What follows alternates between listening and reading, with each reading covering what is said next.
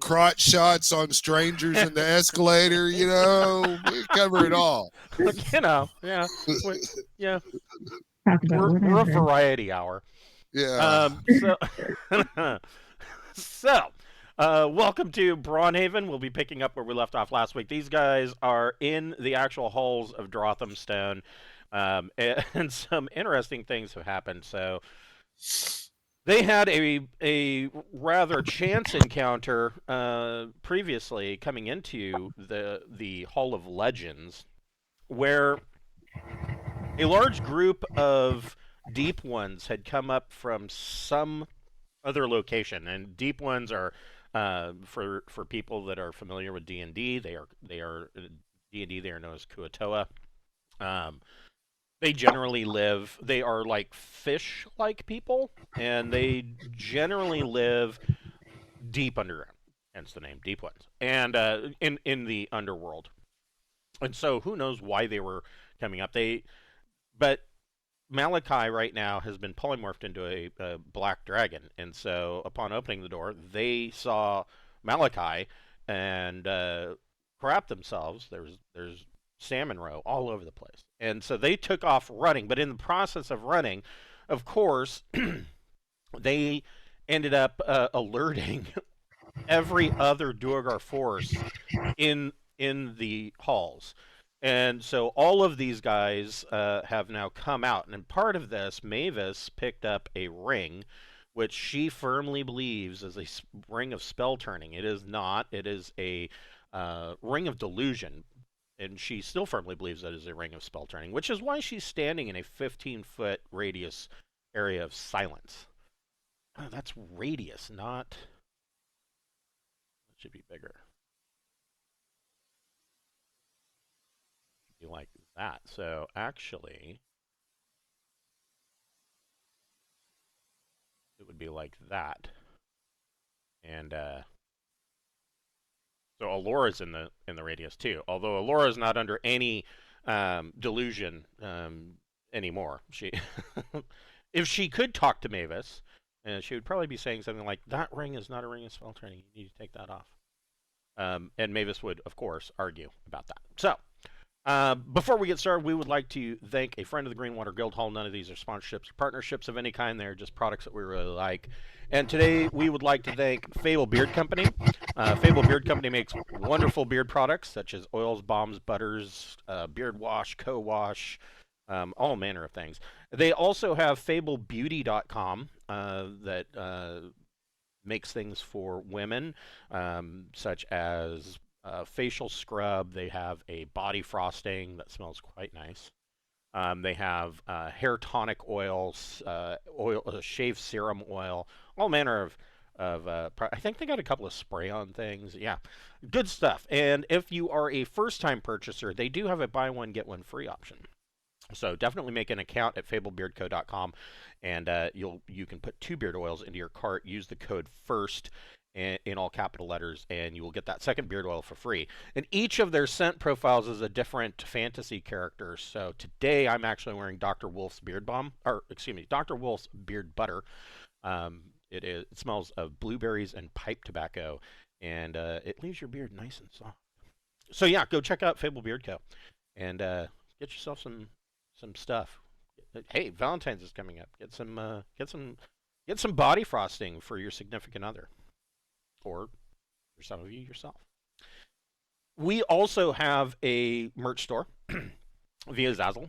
We've got hoodies and t-shirts and buttons and map, a fleece blanket that is a map of the Glossian Empire, and there's a beer stein. Yeah, tons of products, and 100% of the proceeds from that store goes directly back into the channel, so it helps us pay for all the little things, subscriptions such as Roll20 subscription or Incarnate map software, things like that. So yeah, if you want to help us out, go get yourself a hoodie. We currently have black hoodies with black and white character sketches of the characters from today's game. So go check them out. Working on the next book already. I'm up to what, 50, some odd pages. It is all spells. I've gotten through all of the cantrips, rules for cantrips, cleric spells up to 5th level, druid spells up to 5th level, illusionist spells up to 6th level, and magic user spells up to 6th level, or almost done with magic user spells. And then the next will be necromancer spells up to 6th level, and then witch spells. And then I get to start work on adding in some new rituals that will be specific to class. And then the final portion of the book will be new magic items, things that I've put into previous books, like for instance, out of Tassadantalis's Tantalizing Tower, there is something called the Fate cards. Basically, they're tarot cards, and the way that they're set up, it's really interesting with Fate cards because there are charts that tell you what you can use just regular deck of playing cards, and it tells you vaguely what those do, and so you can actually theoretically you don't even have to. You will amaze your players because you don't have to know what it is that the players are thinking. You can draw the card, and it's kind of the old charlatan con man game where the card being drawn is just enough to get the players to give you information that they may not think that you know or be it's enough of a cue for you to be able to magically tell their fortunes. And so yeah, those will be in there, and there's going to be a number of named weapons, perhaps named armors. So yeah, that will be coming out soon. I'm kind of hustling because if I can, I don't think this will happen. I always say this, but if I can get this done before the 25th, then I don't have to pay for another month's subscription to Adobe. So I'm kind of racing the clock trying to get this out before, you know, I mean, it's a business and I have to keep costs down. So where we left off, you guys were in combat. It is Borman's turn as all of these guys come in. Borman, I believe, is still hasted. Are you hasted? Yes. Yes. And let me actually. I'm like down to 20 minutes on it or something. Yeah, but that should be you're down to. This is the last turn. So after this combat is concluded, your haste will be gone. Yeah. Well, that looks like I'll get a lot of bang for my buck. You can go ahead and take your free swing if you'd like. AC -2, 1, 2, 3. That's 40 foot. And then I'm going to swing twice on the cleric. Okay, so I will. Give me just a moment. That guy.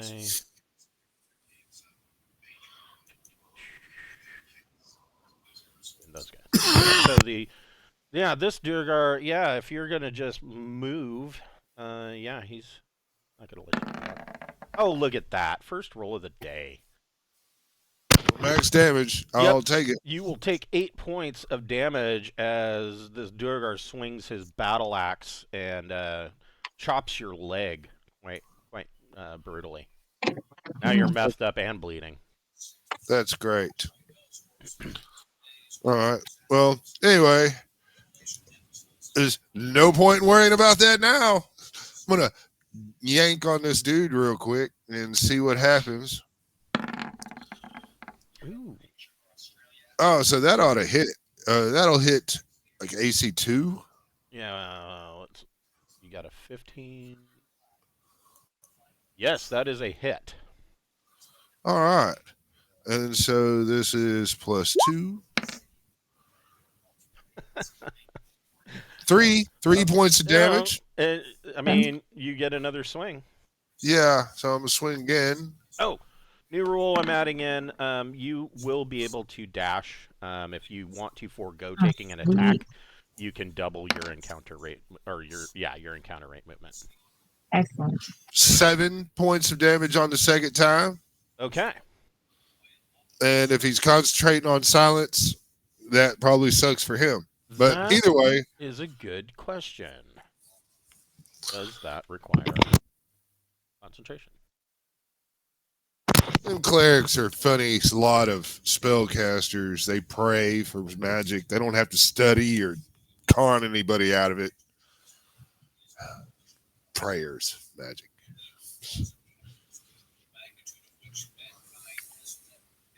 It does not say that it requires concentration.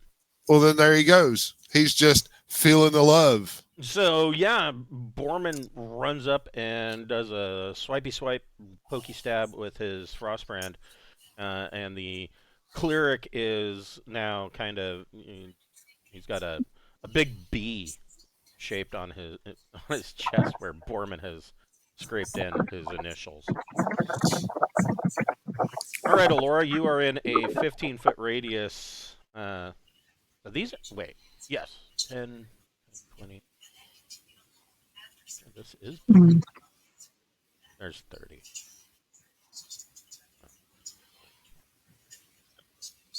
Okay, let me. So yeah, Malachi's in there too. Yeah, so that should be a 30-foot diameter. There we go. So Laura, what would you like to do? I'm flying on my broom this way, Okay. and I want to try. Let's see.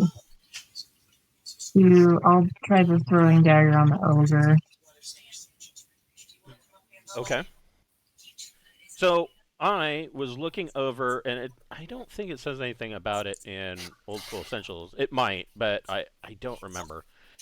But I was reading through the Basic Expert Dungeons and Dragons Omnibus, and it was talking about ranged attacks and spells require, if you are flying, require a stable platform. Something like a flying carpet would give you a stable platform. I would say that a flying broom gives you a stable platform as well. But if you are like riding, for instance, if you're riding on Malachi's back because he is flapping wings, it is not a stable platform. And so ranged attacks are at -4, and you cannot cast a spell at all. And you cannot cast a spell. I know that this is actually a rule from Old School Essentials. You cannot cast a spell while moving. You have to remain still.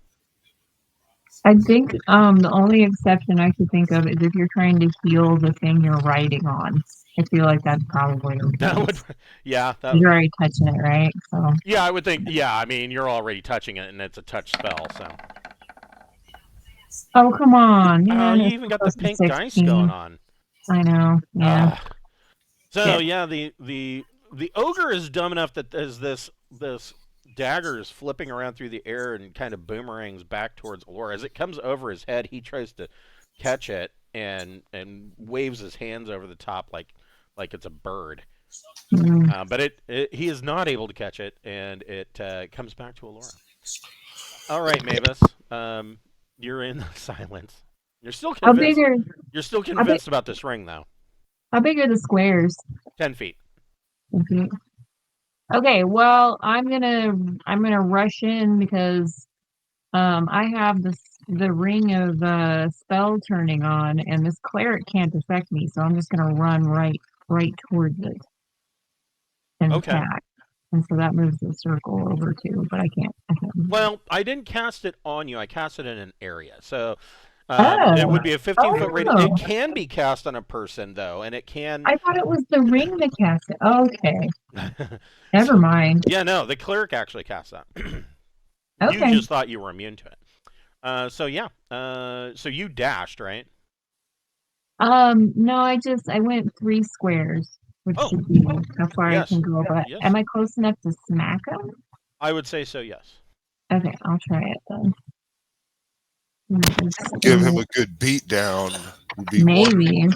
We'll see. It's a +3 Warhammer. That's encouraging. Okay. Ooh, that's going to hit. All right. 1d6 + 3. Okay.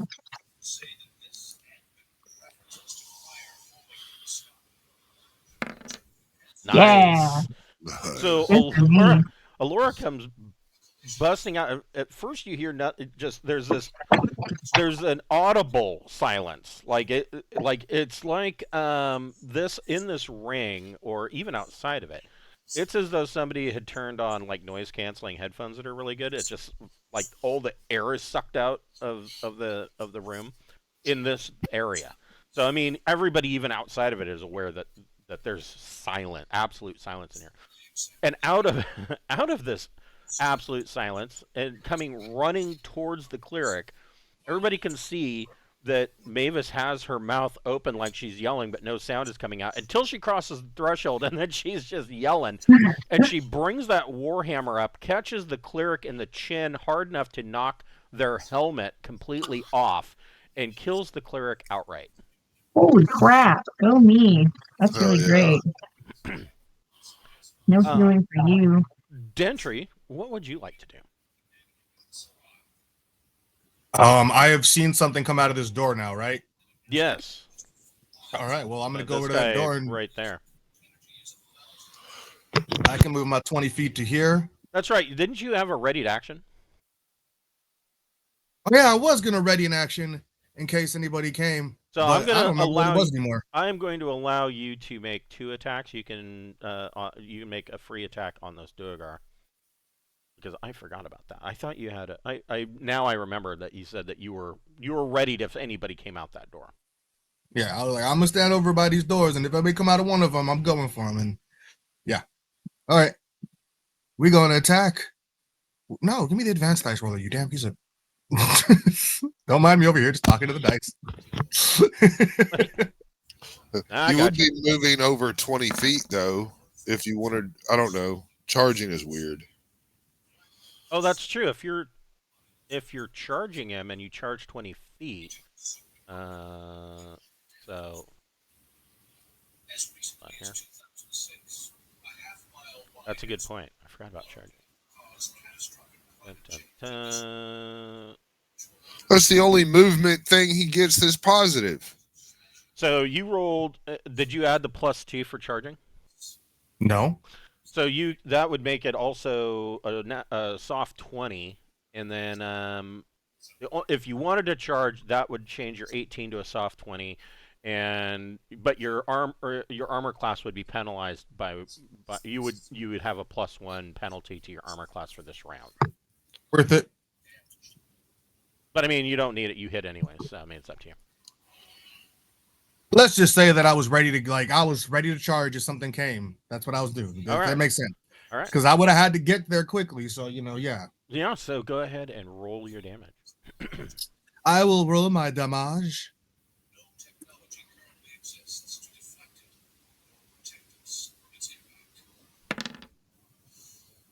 Ouch. Not as nice as I would have liked, but I'll take it. That's pretty good. So now it is your Because of all the pluses.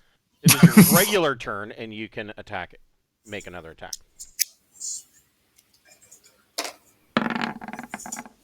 That is another hit. I don't think Fuck yes. I don't think this Duergar is long for the world.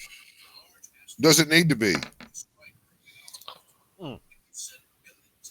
Yeah, so you come up and slash across his torso with your bastard sword, and then bring it up and decapitate him in 2 moves. Excellent. And he is no more. Did you want to? You can move it if you would like. Nah, I'm guarding this door. Or Okay. I guess I could stand in front of the door. You could. You can just Okay, stand we'll there do like that. the imposing, tanky half-orc that you are. Yell at them. So with the cleric dead, the 15-foot radius of silence drops, and Malachi, you find your voice. Suddenly you can hear things again. What would Malachi like to do? Well, Malachi is looking and deciding that nobody's going to step into his knock the statue over trap. And he's going to kind of go 1, 2. He's just going to kind of go right here. And so he's kind of got his neck there in between Allura and Mavis, And the ogre and these 2 Duergar need to go ahead and make that save for half damage, 23 damage, acid breath, Okay. as he yells out, "Get the fuck out of my lair!" So that's your last breath for the day, isn't it? That's correct. Okay. Good So news. the Duergar. Well, I'll do the ogre first. But it's automatic damage to everybody in that line, and Right. Samuel's kind of there by himself, and so I mean it's worth it. Yeah, the ogre fails, and the Duergar. Nice. 23 points of damage, Mr. Ogre. Ooh, the Duergar fucking save. So All right. that'll So take then, 11. The yeah. ogre though. And let me check because I might be Splat. 24.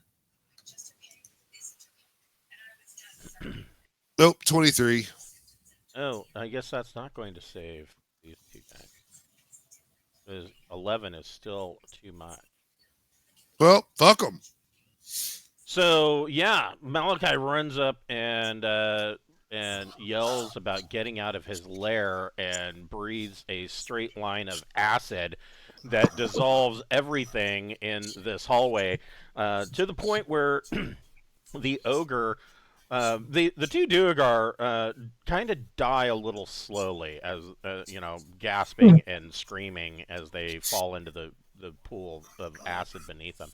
The ogre gets hit so bad by the acid that you just see this entire body of the ogre just dissolve, and now there's basically nothing left but bones, and they're sizzling and smoking. The aroma is just lovely. Imagine breathing acid be like, having really bad acid reflux, but you're spitting it at the same time. So, like, after he's done breathing acid, he's kind of got that, in the back of his throat, like, I need a glass of water. Because I'm immune to acid. So that shit is wonderful to me. That's true. Yeah, that's like mother's milk. It's just sweet and it flows nice. No. Oh, my God. I didn't tell you guys about this. So, my wife and I got some mother's milk? No, we went. Speaking of acid reflux, we went to Olive Garden, and here in Vancouver, because Olive Garden's good, right? Usually, it's pretty good. And we get we order and we get our beers and we get the salad, right, and the breadsticks, of course. And their salad always has pepperoncinis in it. Which I love pepperoncinis. I'll eat them like pickles. So we immediately grab pepperoncinis. My wife likes them too. And she takes one. The stem was already off of it. She pops the whole thing in her mouth, crunches it up, and swallows it. And she gets this look on her face. And she looks at me. She goes, "Oh, there's something wrong with those." I said, "What do you mean?" She goes, "There's this terrible aftertaste. It tastes like acid reflux." And this is what cracked up my friend Dan when I told him about it. I immediately grab one because I'm thinking, well, maybe it was just that one, right? So I grab one, I pop it in my mouth, and I chew it, and I'm like, oh God. But I didn't stop. I didn't stop there. I grabbed another one, popped it in my mouth, like, oh God. They're these are horrible. Yeah, so 3 in a row, and we're like, okay, we're not eating this. And then halfway through the regular meal, she's like, that pepperoncini ruined everything for me. All I can taste is this vomity aftertaste, spicy vomit aftertaste. So yeah, she told the waitress, she's like, oh, you might want to have them check those because they taste like vomit. Yeah, that's not good. Holy crap. Usually when you hear somebody say that, they're, oh God, you guys are fucking exaggerating. No, these literally tasted like puke. Wow. Oh God, yeah. No, but the fact that I had to eat 2 more just to be sure. So, Jackson, what would you like to do? Well, I done ran over all this way just to find out there's nothing to kill here. So then I'll run back this way instead. Like, whoa, I'm very happy that I was not in line of that attack. And so Jackson's like, looks over at Malachi's dragon form and gives a little nod. I will not eat my allies. And then goes to support Jackson over here. Or Gentry over here. Okay. All right. Well, wait, is that guy in range? You have the movement. You could make an attack on this guy. Well, yeah, then let's do the thing. Oh, yeah, I have those things set up. I forgot about that. No, tell me, stop telling me what not to do. Don't do it. No, it's gonna do it. Click. Yeah, fuck it. My life is not happening the way I want it to right now. You're having some issues. That's okay. I had some tech issues to begin with too. So a 13 is gonna hit. Oh shit! Cool. I was over Barely, here like but you I'm hit. positive it's not gonna hit. Oh yeah, I can even like say which character's attacking. I forgot about that. You're gonna actually click? Oh, you did click that time. All right. So Jackson runs right up and sticks this guy with the pointy end, and he now has. You can see blood coming out from under the plate armor where where Jackson came up and just tactically moved between the armor and the leather beneath and bit home. The Duergar. Well, first of all, this guy ain't gonna put up with that. So he is Supposing not the 10-foot square, so I could do that. he Move him over. he is not presently engaged with Dentry, so he could, without penalty, swing his battle axe on Jackson to return the favor and miss. I'm sure. What is Jackson's AC? Jackson's AC is 0 now, I think. Oh, -1. Hell yeah. Oh, well, shit. Yeah, no, that is not going to do it. Okay. These guys are serving their purpose. I leveled them up a bit for this adventure because the stock ones were.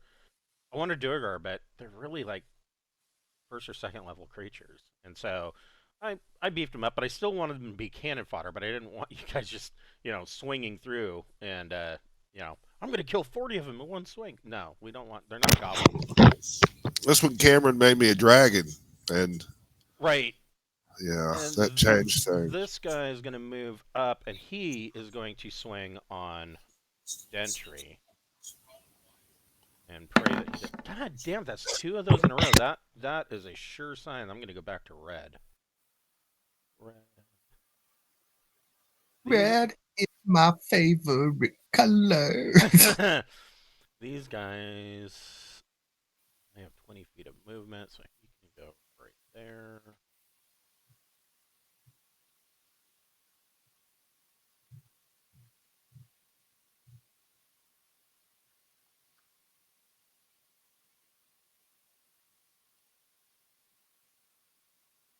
They're just going to meander on in. They figure they have the numbers.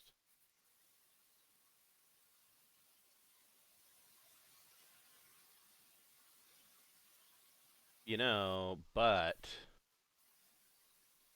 these guys here need to make a morale check.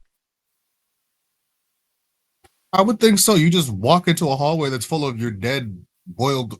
Yeah, the melting. Well, that and the fact that their cleric has been lost most of his head. It's getting pretty violent in this chamber here. Yes. Hey, they make their morale. Just make their morale. So they will continue to soldier on. I don't think they're going to be dumb enough to dash. They'll stay. They'll ease their way in. But they don't know if that dragon can. Yeah, this guy'll do another 2. I mean, at the very least, I'd be like, let me not stay in the death hallway. Is probably what they're thinking. Well, right, and they probably figure they have to do something about that dragon. So, Borman, what would you like to do? Well, those guys are running in on us, and I'm right here. So I will step up to right. You know what? I've got 4 pieces of movement. I'm going to come way over here in this corner. Just zoom, and then I'm gonna hit this first guy a couple times, or at least the first time. Oof. What's your Thaco as a dragon? 17. I'm not a dragon. I'm Borman. Oh, that's Uh, right. That's right. That's right. So a 7 is not gonna do it. Probably a miss. Yeah. Indeed. Yeah, that's AC 10. What that would be. Yeah, no. So, all right. Well, I will swing a second time. And a nat 1. Uh, Borman gets all jittery and drops his sword. cool. That's what it is. Lay off the potions, man. Well, Laura, what would you like to do? I'll attempt to throw the dagger again. I'll kind of square up so I don't risk hitting Foreman. Yeah, he's got enough problems. Oh, no, I didn't do it.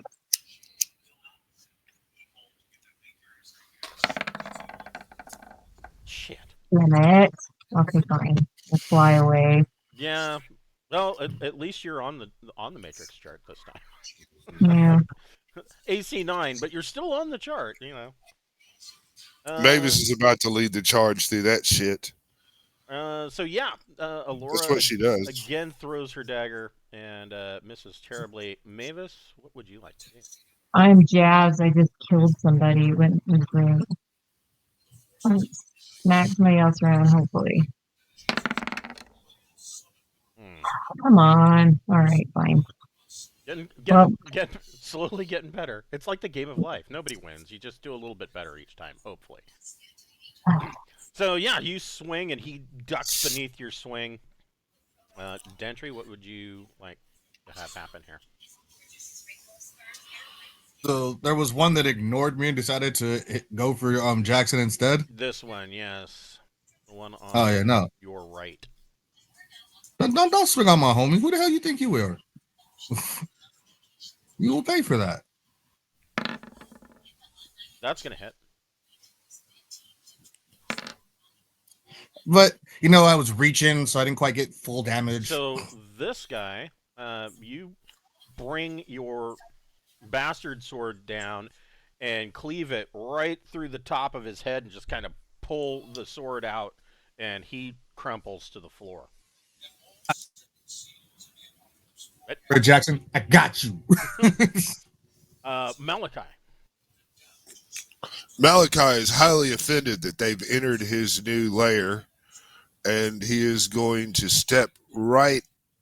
He's going to step forward and start eating on this first guy. Okay. Yeah. His Thaco's 13. That hits. All right. Believe it or So, not. yeah. So this is the first claw.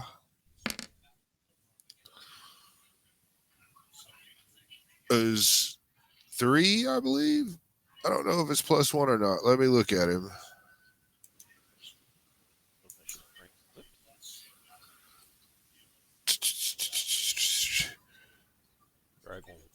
Yep, +1. So 1d4 +1, and my bite is 2d10. So yeah, so Claw, he's gonna take 3.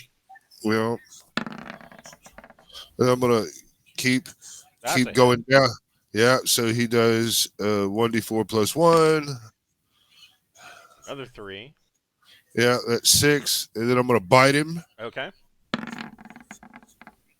Oh. So yeah, you That's 20 points of damage. You don't just bite him. You swallow him whole, and you guys hear this crunch as he bites down on scrawny dwarf. And then, like, at a little V-shaped cone coming from that area is blood splatter. Yes. Just as I exhale the mist of his blood. Yes. Yeah. Jackson. Not to be outdone by Gentry, he's like, oh yeah, well I can kill you, the one over there. So Jackson goes, Yes. check out me. So this guy Loses his head. He loses his head. Yeah, Jackson just kind of deftly reaches out with his Vorpal blade, and almost like he's using a rapier, just goes, and the guy's head comes off, and he crumples to the floor. I look at Dentry and I go, I did it better than you did. Did you want to move? And actually, Dentry can move too, or if you guys want to just guard that door and keep them bottlenecked. No, I'm cool with like. I just look at the next one like, come on. I just kind of, come on. Okay. Unless anybody wants us to give some room so that they can do stuff, because I mean, with the two of us standing here, we could totally leave the door kind of open. These guys make their save. One is going to attack Borman. One's going to attack Malachi. Actually, no. Both of them are going to attack Borman because they don't want to move past him. So get rid of the meth head. Oh shit. So the first guy.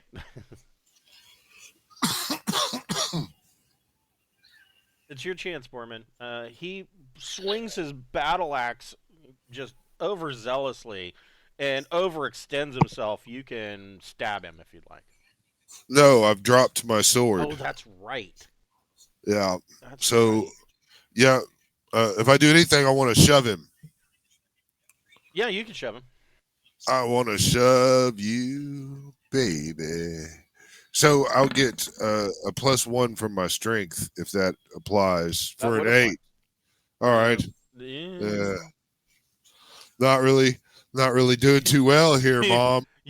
You shove him and he kind of nudges, but he doesn't get shoved back, and he's like, "Hey, man." That's not really nice. The next guy, he swings and misses. These guys up here are going to bravely run to their doom.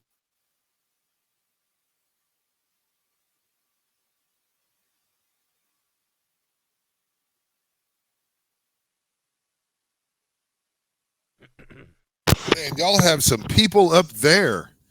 Yeah. Dentry Samuel Dentry. These two, one's going to swing on Dentry, one's going to swing on Jackson. On Dentry, he's going to bravely miss.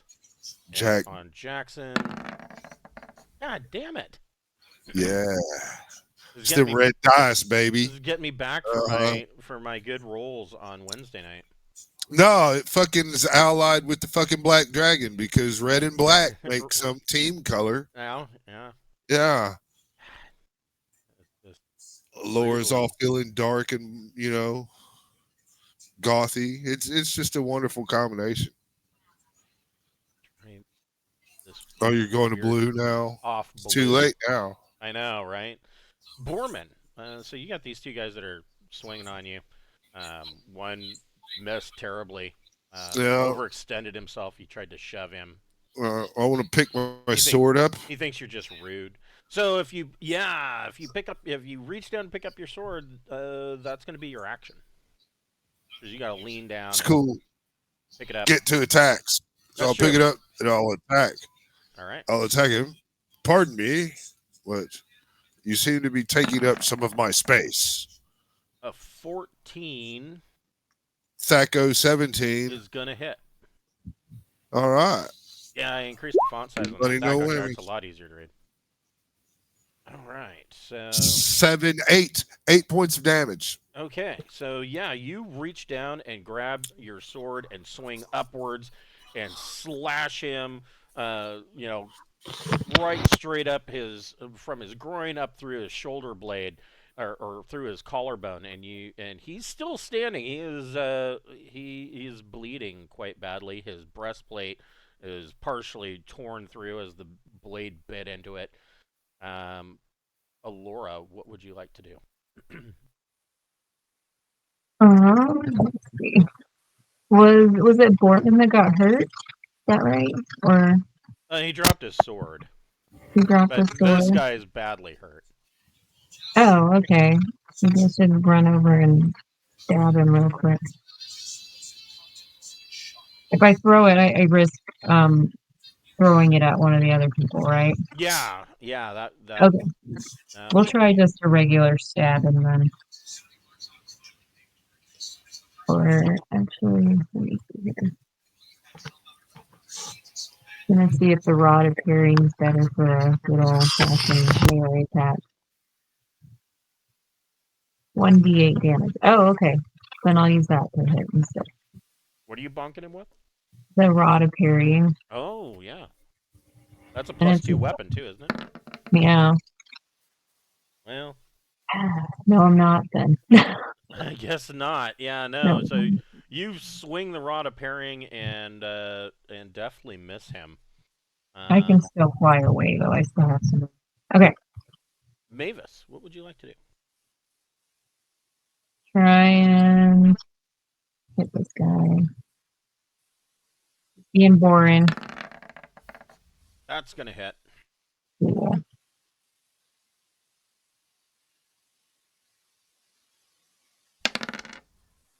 Ooh. Mavis Yay.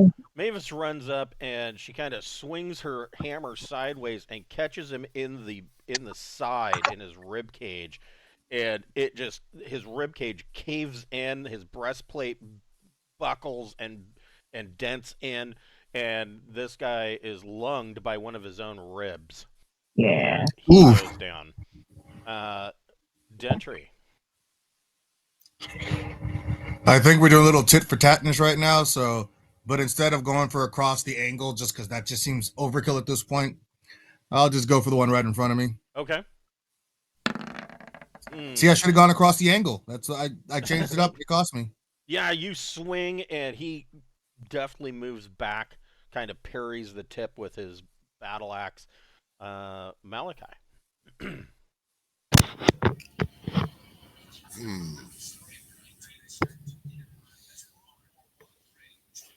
Malachi will look at this Duergar right here. Then he will contemplate on his next smart act. And he can't. He's, how dare you come up into my lair, is kind of what he's saying here. So we'll start out. You know what? I'm going to roll 3 d20s. All right. And the bite will be the last one. Okay. You know, maybe save some time there. So that's a hit, maybe that third. Does that 10 hit? I think it might. He's Thaco 13, right? Yep. Those all hit.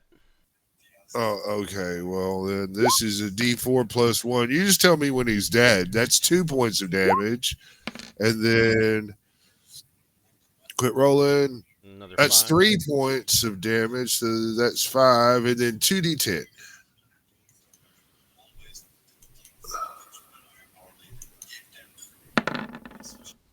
Oh, those are 20s. Those don't count. Sorry. I'm still new to this form, you know. So there's another 10 after that. So yeah, once again, Malachi slashes with his claws and then bites. But this time, he bites and only gets his jaw snapped shut, and from the waist down, this Duergar is left standing there, and his legs buckle, and the lower half of him slops over onto the floor. Yeah. Jackson. And yeah. Sorry. Then what you were doing? Oh, well, I mean, I'm kind of on the ground, so I'm limited movement, and I mean, the fight's over there. So I use like 10 foot to step up. So this does have a 40-foot ceiling in the hall. Then I'm going to fly and land right behind Jackson and Dentry and growl menacingly kind of just behind their shoulder. Okay. Jackson, what would you like to do? Well, in that case, Jackson's going to go for the one that Dentry missed because he's a little punk and he has to clean up his messes. Like, fine, I guess I'll clean up your mess. Oh! Like I said. Nice. Today is Jackson's day. So He's just fucking people up. once again, Jackson reaches over and lobs this guy's head right off. And then he's gonna kind of do a little step back, so that if they want to get to me, they're gonna have to come out into this room a bit more. And Dragon's right there. Right. And on Dentry's turn, he's probably gonna do the same. He's like, "Come on, keep on coming." Okay, so the these Duergar at least. These three make their morale checks. Nobody said they were smart. Right. Screw a morale check. I'm just like, yeah, it's not worth it. Right.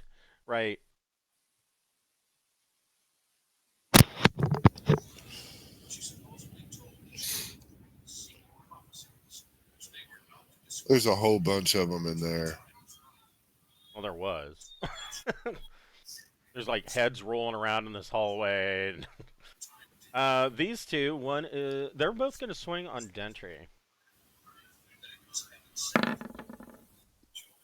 Or not. I mean, they got a dragon in their face. This guy slips in the blood, the puddle of blood on the floor, and falls prone in the hallway. Foreman, what would you like to do?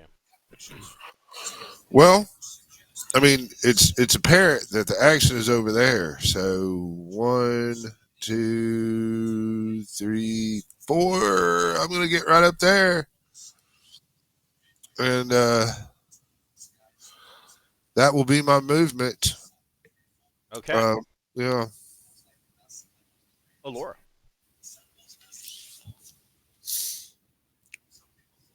I can't do a whole lot to help anybody. Is anybody real hurt or anything? Borman's got 8 points of damage. Let me take a look. Jackson could use a little bit of healing. Yeah. I like the witch class, but their spells seem very specific. Yeah. So I was maybe gonna peek around a corner because they have a lot of movement, but if anybody's like seriously hurt, I can kill somebody with a potion, I suppose. So let's see, what level is Allura? Allura is level 6.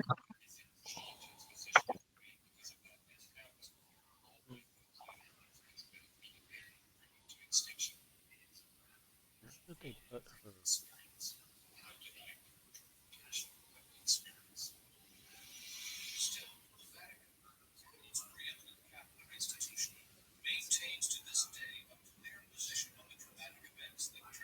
No. I'm looking at the wrong.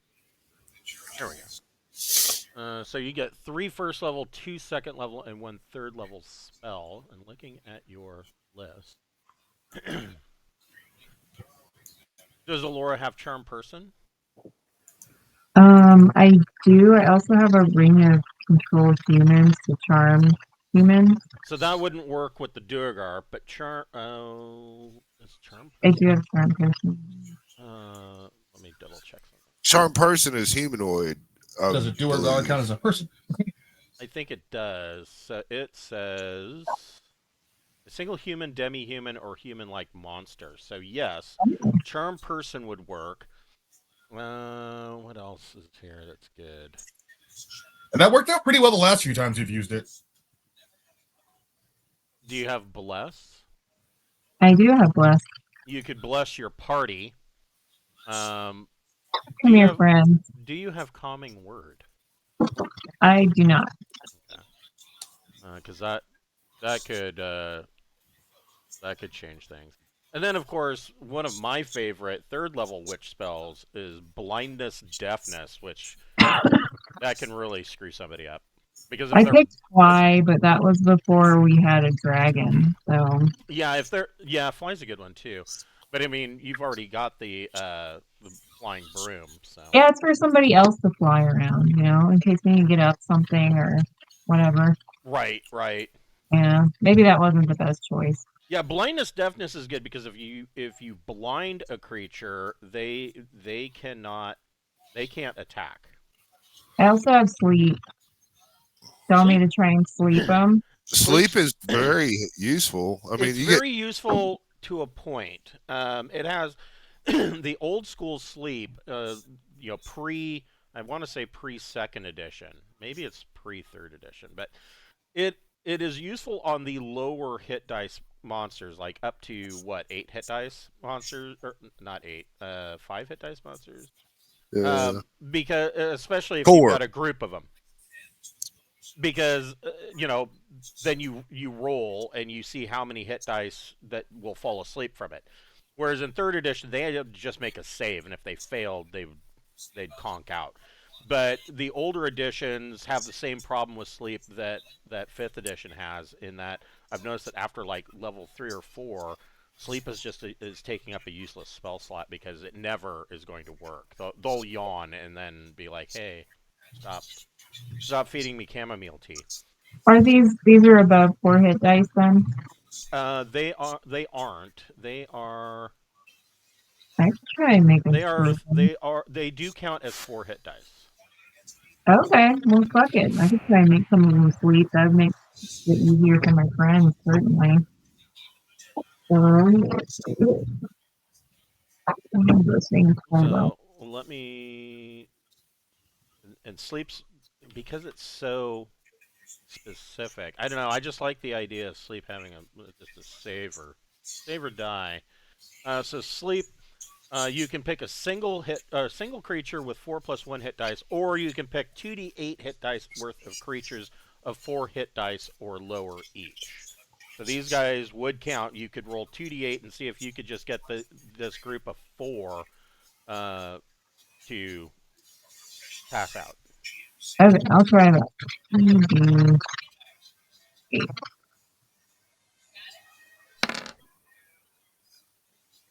So 12.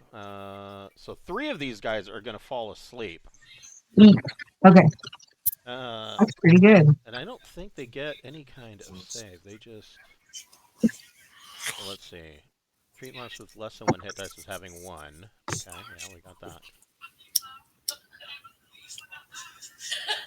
Yeah. Do you have detect invisibility?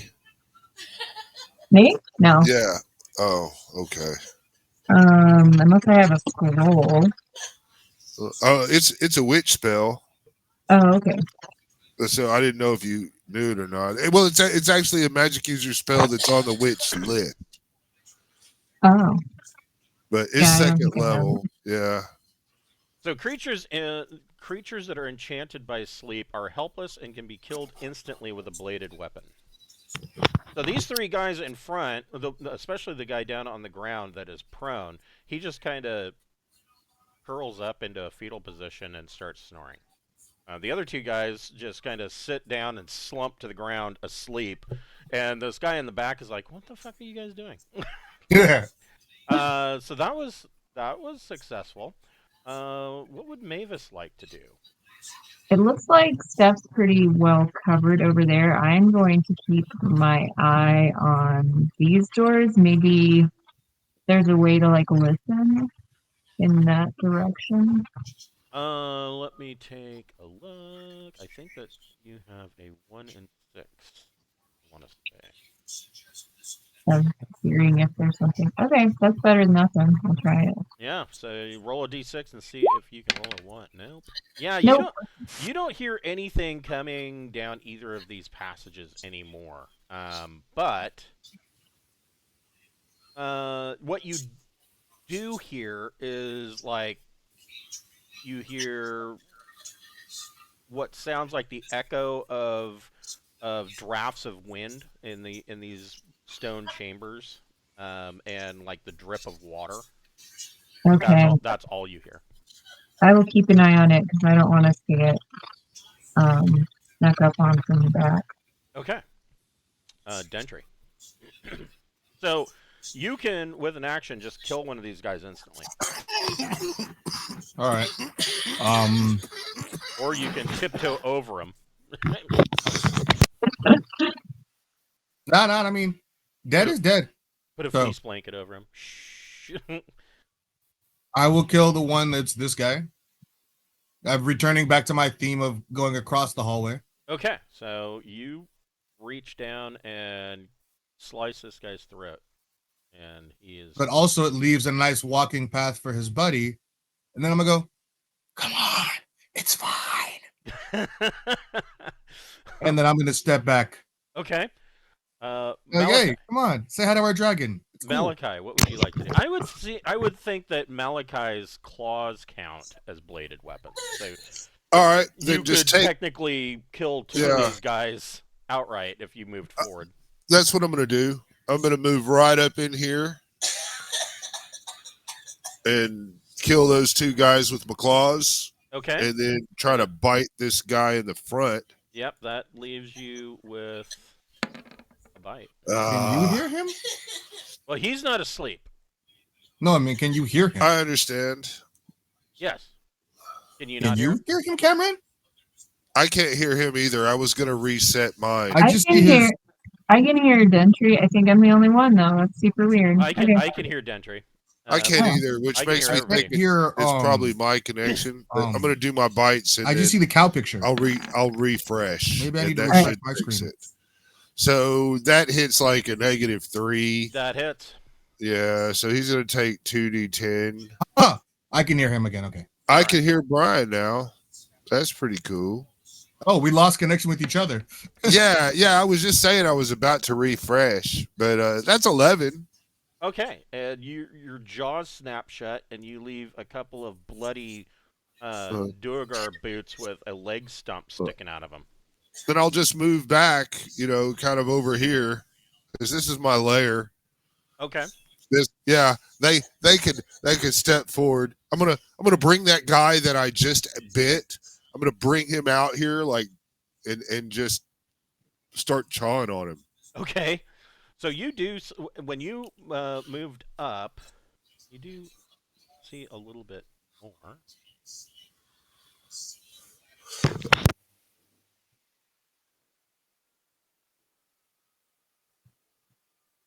Like that. Jackson, what would you like to do? Oh, well, they stopped coming to us. So now I guess I should go to them. I was totally trying to goad them into coming in here, but they did not. Well, yeah, they haven't had a turn since I started eating on them. Yeah. Oh, you nommed. Yeah, I clawed the first two guys that were asleep to got auto killed, and then I bit a guy and have drug him back out here. He's like, his feces are probably spilling out on the floor now due to his bowels releasing him dead, and I'm chewing on him, licking his corpse lovingly. And in that case, I will stay where I am, out of sight, just around the corner, and hopefully somebody's dumb enough to be like, "What happened? We got to go fight the battle, blah blah blah," and just prepare an action in case one of these fools wants to run up on us.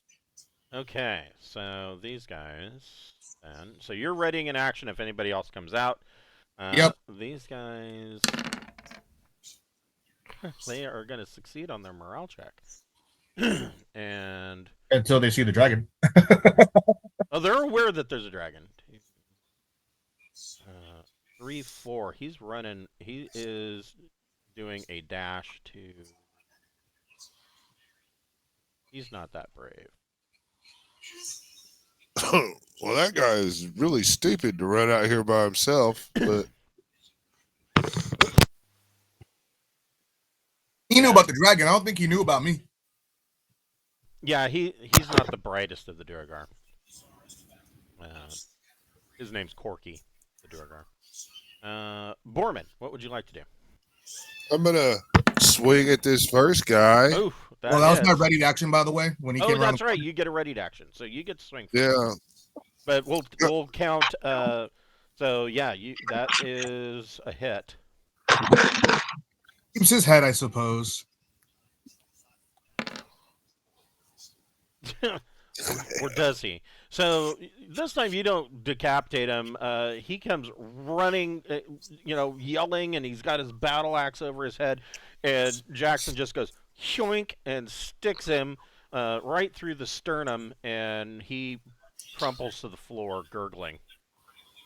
So now, Borman, what would you like to do? But Might it seems change like your plans a bit. it does. You know, man, I'm gonna predict. Sorry about that. He No. was there, and my blade was there, and so No, you should have done that. I'm just gonna do something different now. I'm guessing that this makes a square and squares back around, and I'm just gonna test that theory by moving 1, 2, 3, 4 straight diagonally right here. Whoosh, and I'm moving silently on the creep. Okay. So you are on the creep. I will ready in action. If something comes around that corner, I'm going to stick it. But I'm testing a theory or being stupid. It could go either way. But I mean, the bottleneck is there, and it obviously works. They either dash to their death or they march forward to their death, but they die when they show up, and so fuck them. Okay. Jackson's Laura. sense of it as a hunter is coming through right now. Like, you don't always have to rush to your enemy. Sometimes it's better when your enemy comes to you. Sometimes, yes. They taste better. I'm not totally sure what to do at this point. I can't see enemies and nobody needs anything. Yeah, I mean... Healing if you want to help. Which one, Jackson or Dentry? Jackson? Okay. Down 10. Oh, okay. Jackson's got like really thick hair, doesn't he? Yeah. You know, although his image he somehow changed race and look and everything somewhere between when the adventure started and now. Right, yes, because I redid the character portraits. Yeah. Does he have like a real hairy back? He could like do cornrows that go all the way down to his butt crack. He has locks now. Oh, hell yeah. Dreadlocks along his back. Yeah. So, think like Blanca, but like all locked up instead. Except for the fro. He kept the fro. So I gave you a health potion and rolled 7 points of health back. So, oh, loving you. That's good. Yes. Thank you. Woohoo. No problem. I'm rolling well today. It's great. Oh, I didn't update your character portrait. Are we all about to get new tokens? No. I was gonna update. I thought I updated the character portrait. I'll do that in the coming week. I thought I had already updated the character portraits, but yeah, I probably should redo the character or the tokens as well. Okay, so you heal Jackson, and we are to Mavis. Okay, guess I'm still listening. Let's see. Oh, okay, so if there is something, you're gonna know. Let's see. Cool.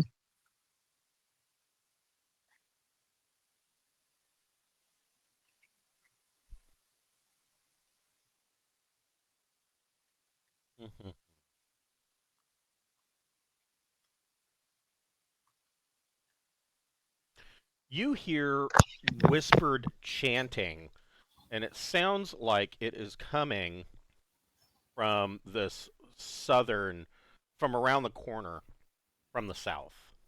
And it is very quiet, but it is these stone chambered walls, sound can travel in weird ways, and so it's very quiet. Like maybe it's behind a couple of different doors, but you can't tell how far away it is. Okay.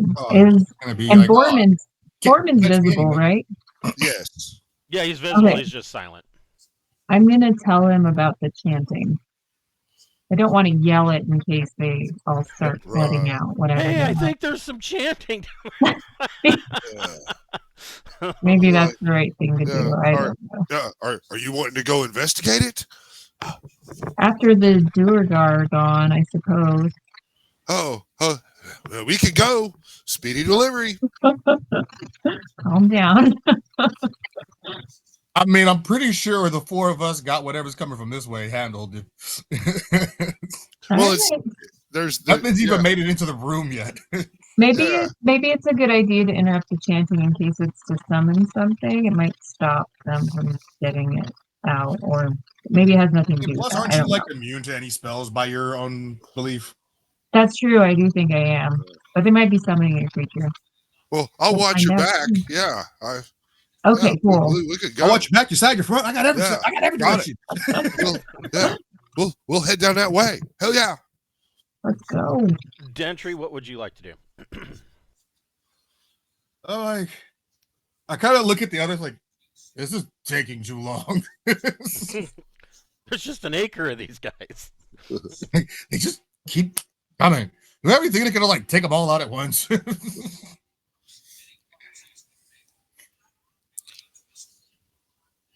I don't know. Does Malachi have any? You got what? 2 more first level spell slots? Yeah, that's it. But one first One? level spell. Yeah. I mean, let's see. What would you have? Gentry's not gonna go running down there. He doesn't have the movement for that, so he's staying. I mean, you don't have. I mean, there really isn't. I mean, on this list, there isn't anything that would. No. There's no big AOE spells. No, I could possibly sleep, but I mean, they're coming to us. You're right. All right. Yeah. I stay and prepare in action. Yeah. Okay, so you ready in Okay. action. Malachi. I don't want to be outdone by Jackson. Yeah. Malachi will call down there and here, little kitty. Here, kitty. And he'll kind of creep, right up on there. I don't know. I don't want to go closer than Jackson or Samuel, which is the same guy. We can both hit anything because we can both hit anything that's here. Yeah, I'm gonna ready a bite, and when everything comes, the first thing that comes is about to get obliterated. Okay. Yeah, so that's what I'm gonna do. So I'm ready to bite and call out. What, Oh, are you doing the same thing or? Jackson's like gonna use his hunter's savvy and like lay down right there, like he got hit. Okay. So He's got his blade in hand. You're gonna play. He's gonna be like, I'm gonna play injured. Like, This is a feign death, old school style. Yeah. Okay, so you lay down, and now because you lay down, Jackson, of course, one side of you is now pretty much covered in blood and viscera because this area of the floor is entirely coated in it. I like. He doesn't mind. He's an outdoor boy anyway. Yeah, that's good. It'll dry and give a nice red tint to that side of your clothes. Oh, the Duergar, on the other hand, are like, fuck this. So first of all, what did I do? Just when I set up my awesome little hunter's trap for them. Yeah.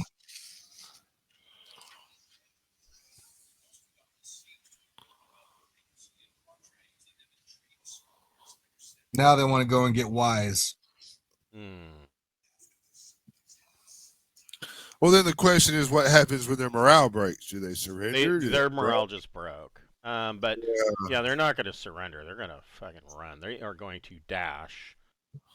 They go try to get help. Other direction as fast as they can. Oh. Run away from me, baby.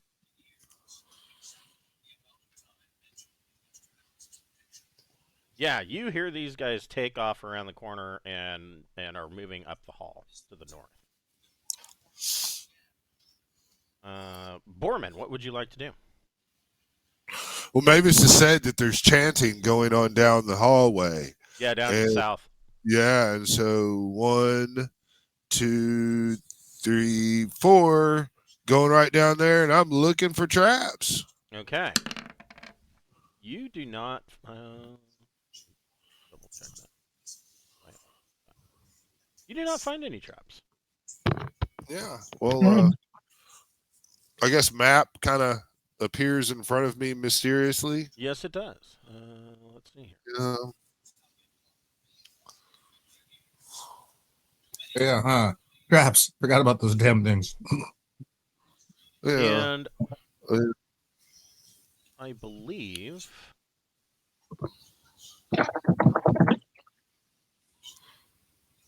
Yeah, if.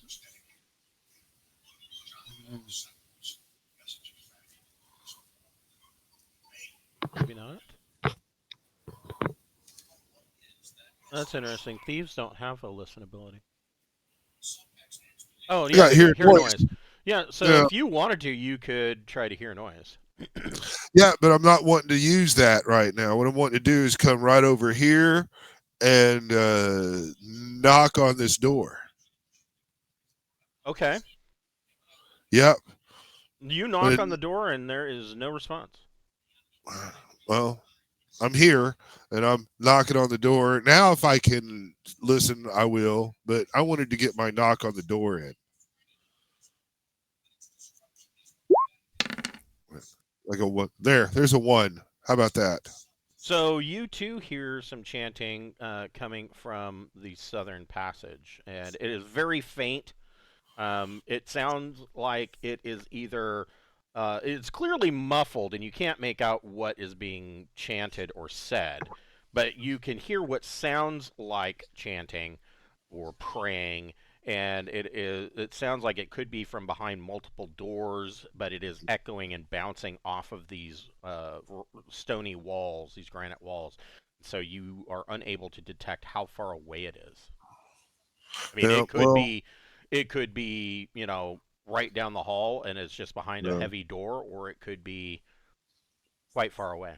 Well, we're gonna have to just track it because Mavis has commanded it. Alora, what would you like to do? I think I'll move 1, 2, 3, just to see what happens over here. I'm interested. Okay. So you're moving all the way down here. Annoying.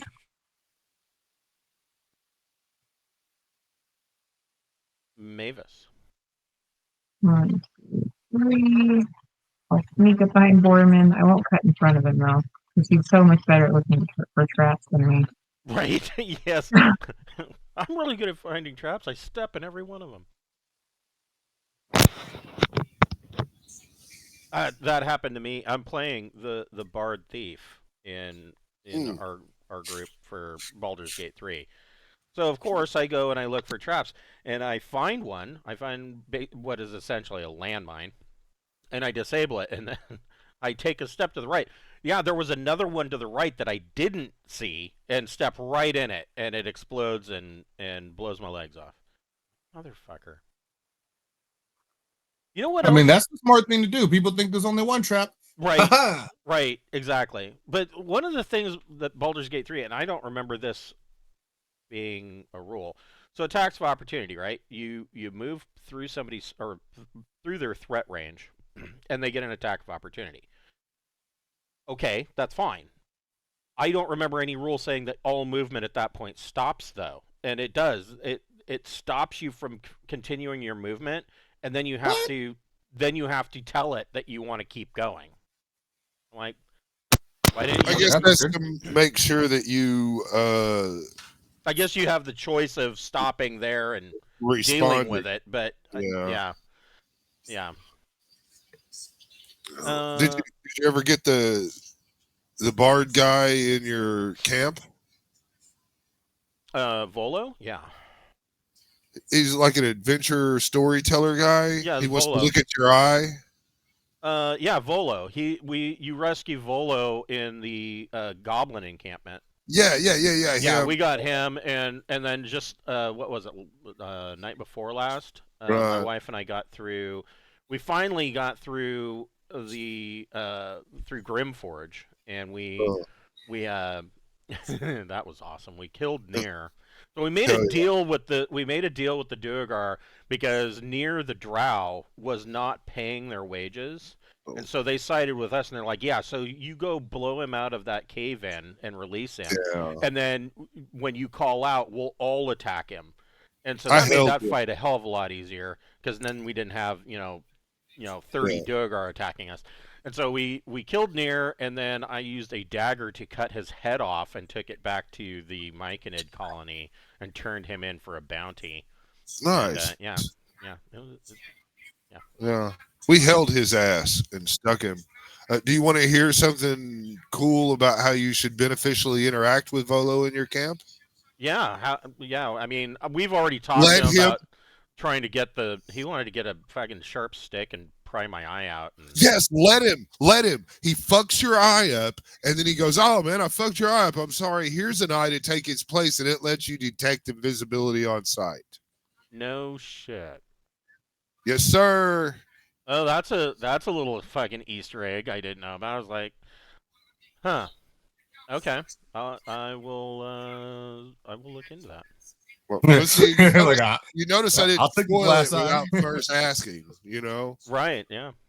Yeah, so there you go. There's my interruption. So, Dentry, what would you like to do? They've all run away. That's done. They are in process of running away. Running away is imminent.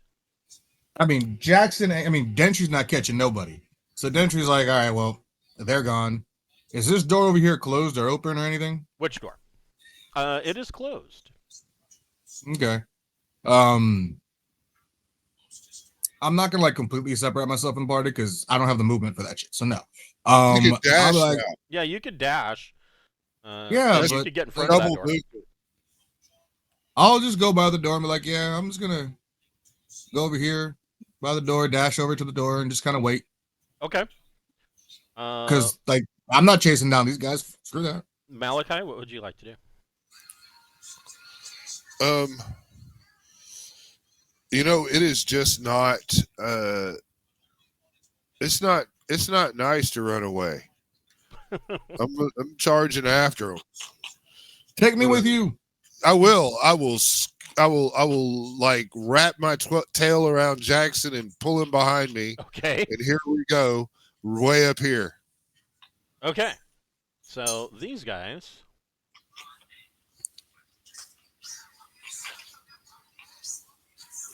I will see new shit. Yeah. And then I'm just gonna attack. Okay. I'm gonna do 3. Hey, I got it. I didn't get hurt. I rolled a dexterity check for myself for being dragged. All right, so the last one will be a bite, and I'm just gonna kind of plow through these guys as best I can. So the 4 is probably a miss, but that 12 I probably hit with a 1d4 plus 1. Yes. Yeah. So the 4 and the 3 are both misses. Yeah, so 4 points of damage. Okay. Right. Then I'll be like, stay and submit, or get in my belly. So you slash this guy, and he's letting out a shriek, screaming like a little girl. Jackson, what would you like to do? Get up off the ground now, I suppose. Yeah, you've got a dragon tail wrapped around you. I'll loosen my grip with the dragon tail. I'll tickle him behind the ear a little bit with the tip of the tail. All right. It's and wet, then I will. Slimy. I mean, it's a 10-foot hallway, so I'll kind of just. I took half my movement to stand up, or is like all my movement, or what? Oh no, I mean, I would assume he's not. He just wrapped around your tail and dragged you with him. He's not. You don't have to stand up or anything. All right, cool. Then I will just kind of move past this guy because he's got that one like no problem. Well, if you move and past him, he will make an attack on you. I don't care. Okay. I'm going for the next one.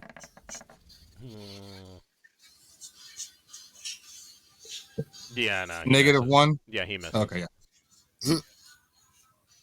I'll attack the one behind, and I'm trying to take some heads off here. I'm trying to continue with my. You don't need. Why won't you? Okay, there we go. Laggy. Yes. Oh! Oh, Oh, the dice giveth and the dice taketh away.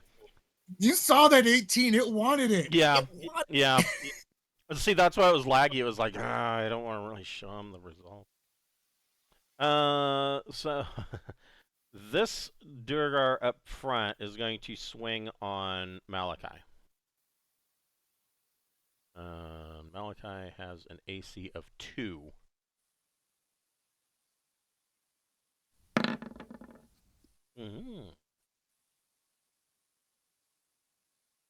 Oh, he just misses.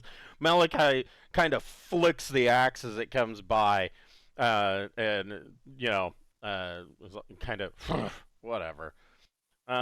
This guy is going to. Well, first of all, these guys are going to continue their dash because they ain't stupid.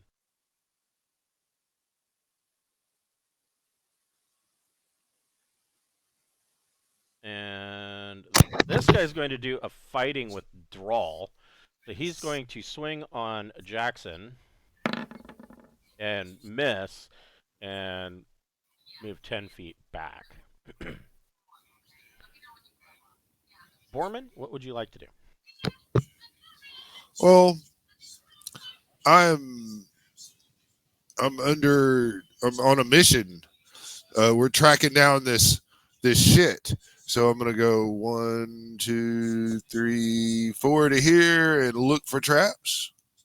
Okay. You don't find any traps. And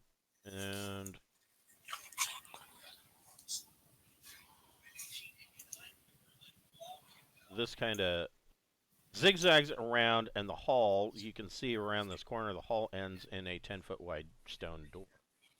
It's closed. It is closed. Oh, wait, no. This door is open, and you can see into the room. And so what you see in this room, or through this open door,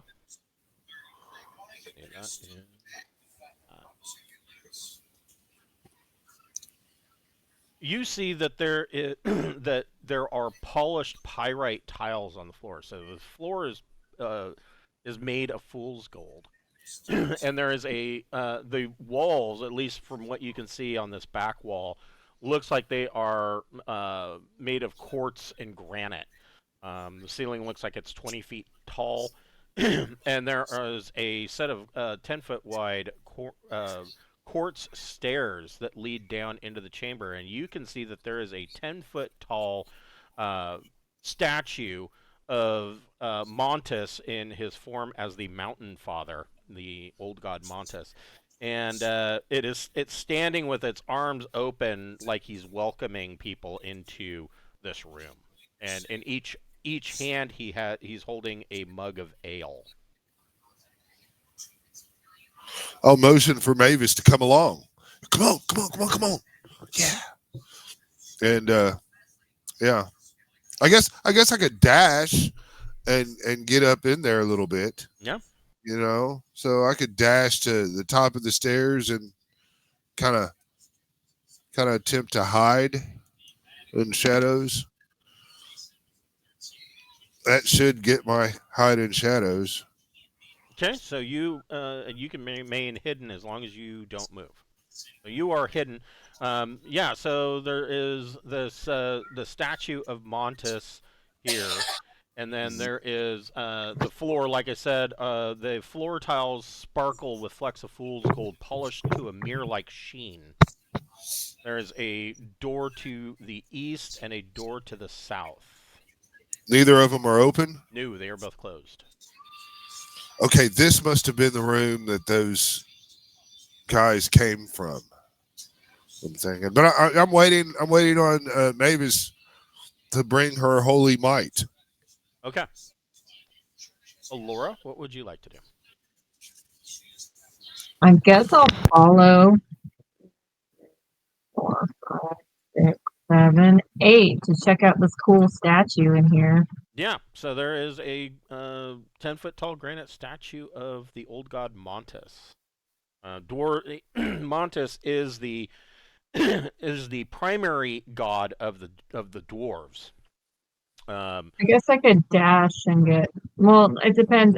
If the doorways are high, I can get past Foreman. Borman is kind of crouched and hidden. Yeah, you probably don't see Borman.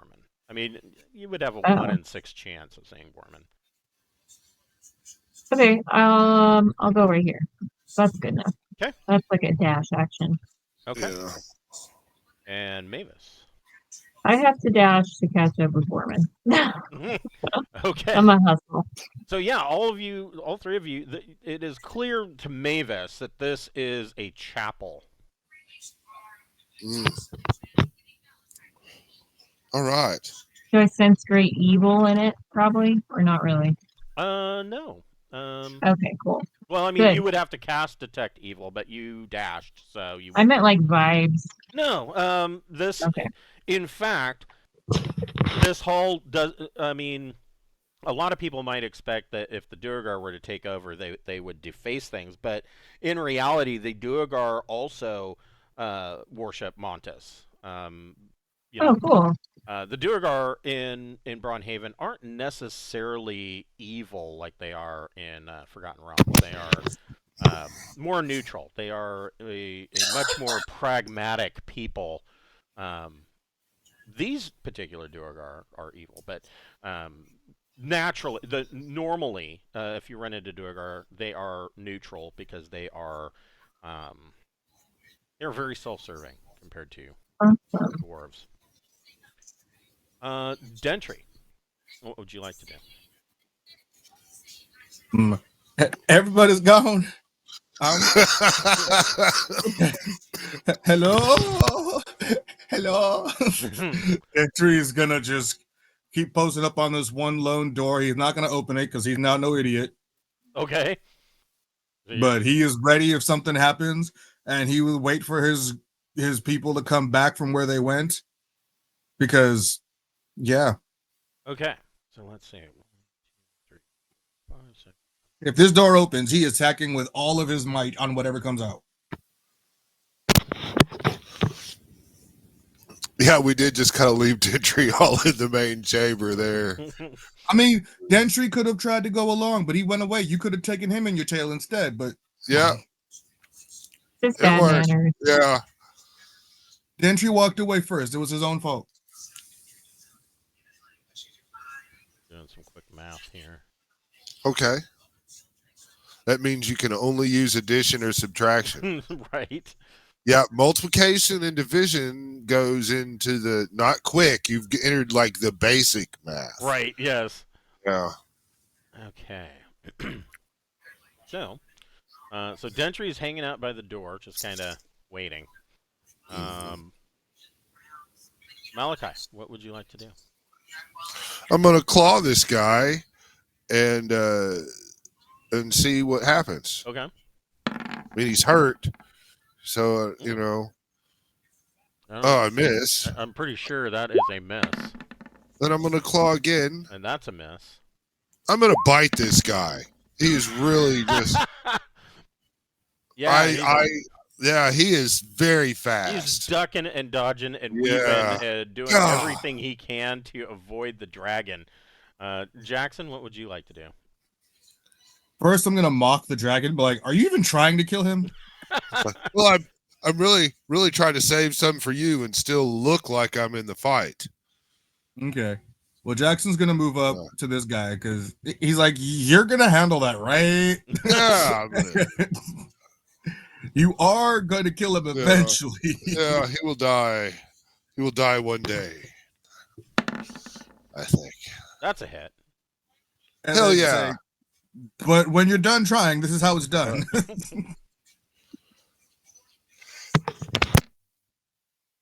Oof. So yeah, Jackson runs up and slices this guy, or stabs him. And so now he's kind of limping and he's bleeding out of his side.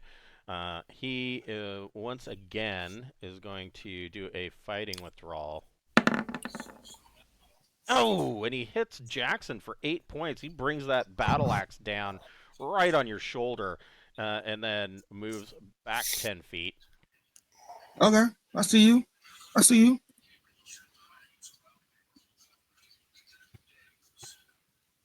And you hear a clunk and a door shutting. And Jackson... Did he close the door? You hear a door closing. Not this, Oh. not this door, but not the door right in No, front of you. He's But moving people we can't see. right. Oh, okay.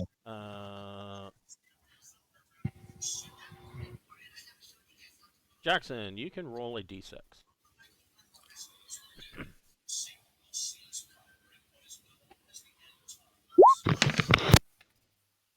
So you don't hear anything else. I think a ranger would have a decent listen skill. I know. I even looked it up. I'm like, can rangers hear? Nope. Or, guess not. We can do a lot of tracking and stuff in nature, but in terms of hearing well, not part of it. And we're definitely not in nature, so I imagine most of what I could do is nerfed. Not so much, because your nature skills would work in the underworld as well. Oh, well, in that case. So yeah, that is what the Duergar do.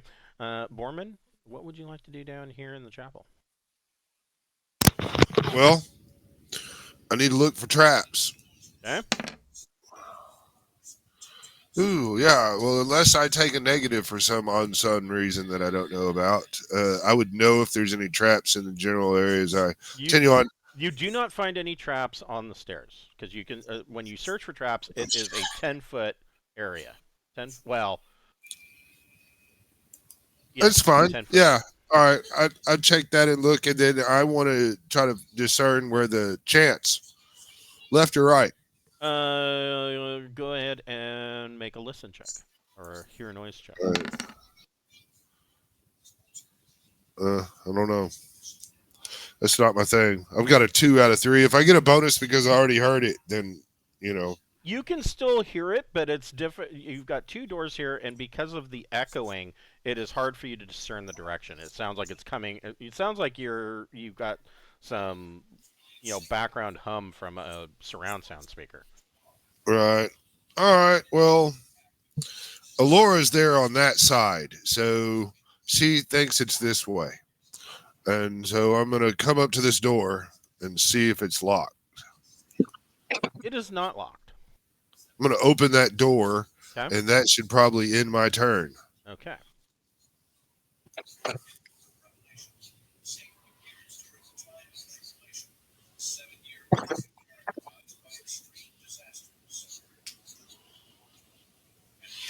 And I saw Cameron. She's sitting there going, I didn't really necessarily mean we had to go this way. Yeah, that's what we're doing. What I thought was, well, it is left. Right. Yeah. Always go left. I will be right back. Okay.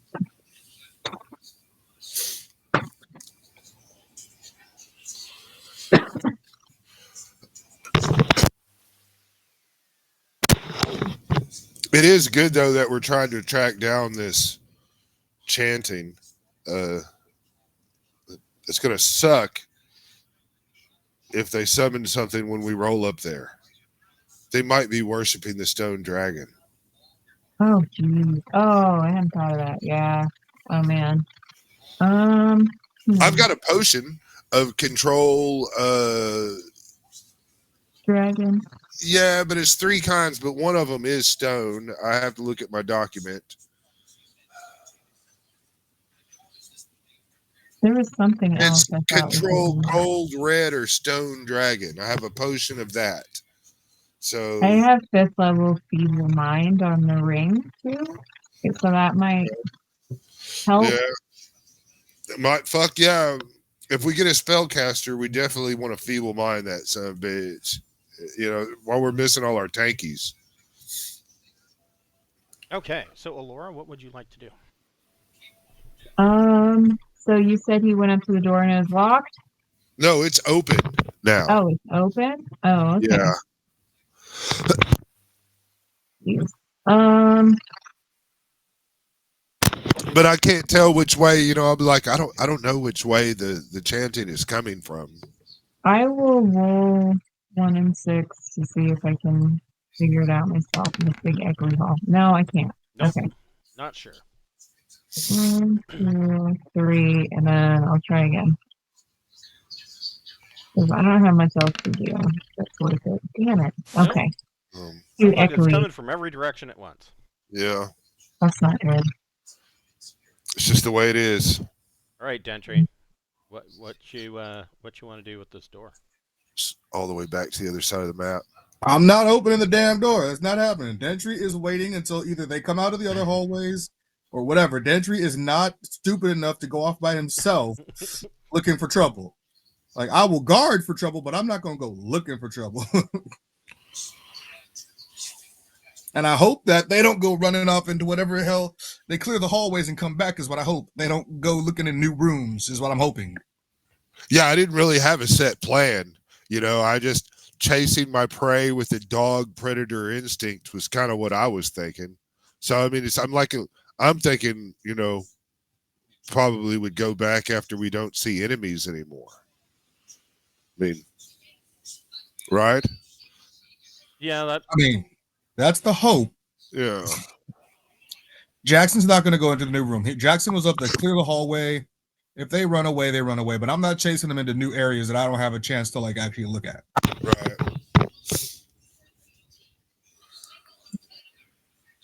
Okay. So Dentry is doing a wait and see. Malachi, what would you like to do? I am going to look this guy in the eye, and I am going to. I'm going to tell him. I'm going to say, you either submit and join us, or you die. And I will cast Charm Person upon him, and he needs to save versus spells or be charmed. Okay. So he needs to get a 12 or better. No! He is, let's see here. He's an ally. Yeah, he drops to his knees and puts the head of his axe down on the ground and bows his head towards the axe and says, "Yes, my liege. What can I do for you, my liege?" Wonderful. You will follow us. Yes, whatever you say. Yeah. And then that ends my turn. I cast spell. I can't. Yeah. I'm not going to kill him. I mean, yeah. Jackson, what would you like to do? Seeing all that happen, the one that's right there in front, I will take the 10-foot step up to him just to end his existence. Okay. And then I'm not as far as if he doesn't die here, he lucky. It is what it is. I'm not going any further than this. Okay. So that's what I'm doing. Let's see if I can kill him. Ooh, Again, yeah. I get so close to beheading him, but not quite. That's gonna hit. But he didn't get beheaded. So okay, he did. Yeah. He you run up and stab him again right in the chest, and he falls to the ground, kind of gurgling for a minute before he lays still. But you And get with- a better look at this room. And so this room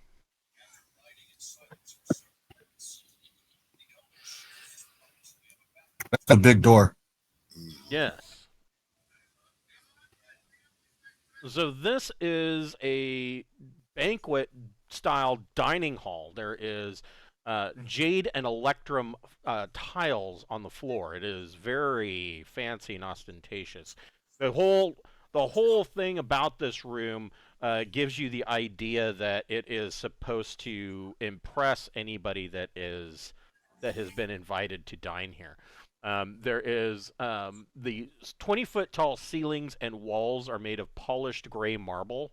They're polished so that there is a bit of a gloss-like sheen even through the dust in the room, because the halls are very old.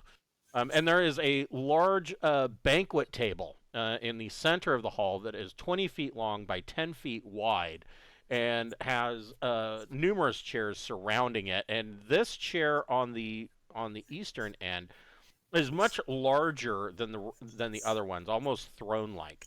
And on the north wall, there is a 10-foot tall granite fireplace, and there is a fire currently lit in it. And then you see that there is, of course, these 10-foot wide electrum and jade stairs that lead down into the banquet hall. There are two 10-foot wide, 20-foot wide double doors that are on the west side of the chamber, and a 10-foot wide stone door on the east side. Both those doors are closed. All right. The charmed Duergar tells you that he says, we came up from the forges to the east. Yeah. It's good to tell us about this place. And he tells you Yeah, we're headed back. he tells you that through the double doors to the west is the old throne room. And he says, our leader has locked himself in the throne room, and he seems to be suffering under some kind of affliction. He's kind of, a little bit difficult to deal with. I will name you Violence. Come, Violence. Let's go speak with our friends. He also tells you that this door here leads to the king's vault. Oh, Don't tell Borman. a loot. Malachi's a dragon, so Yeah. he's probably like, worse than Borman. Yeah. Vault, you say? But no, right now, yeah. Right now, I need to gather my children. Oh my. They're scattered about. Yeah. You're gonna have to do a U-turn in the dining hall, right? I don't know. Maybe I could snake myself into a circle, like a little curl up, I mean, kittens and cats and shit can. So That's I don't true. know. Dogs can, they can turn on a Yeah, dime. that is true. Yeah, they kind of do this. All right, gotcha. Yeah. Hold on just a moment.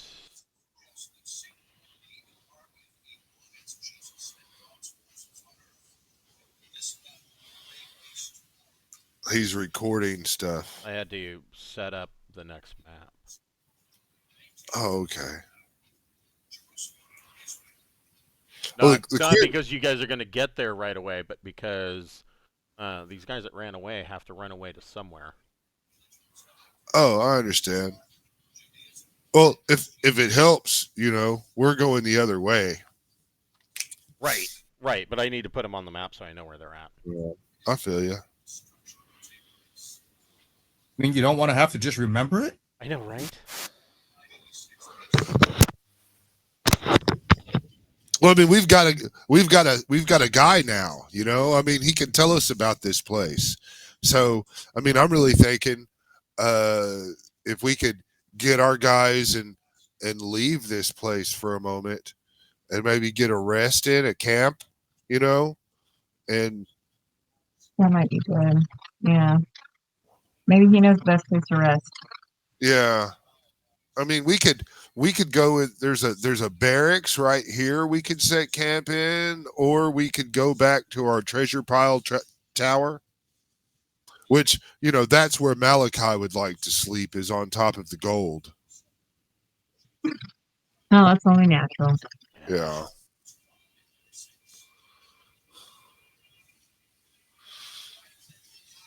Roll around in it and recharge. Get your little Scrooge McDuck on.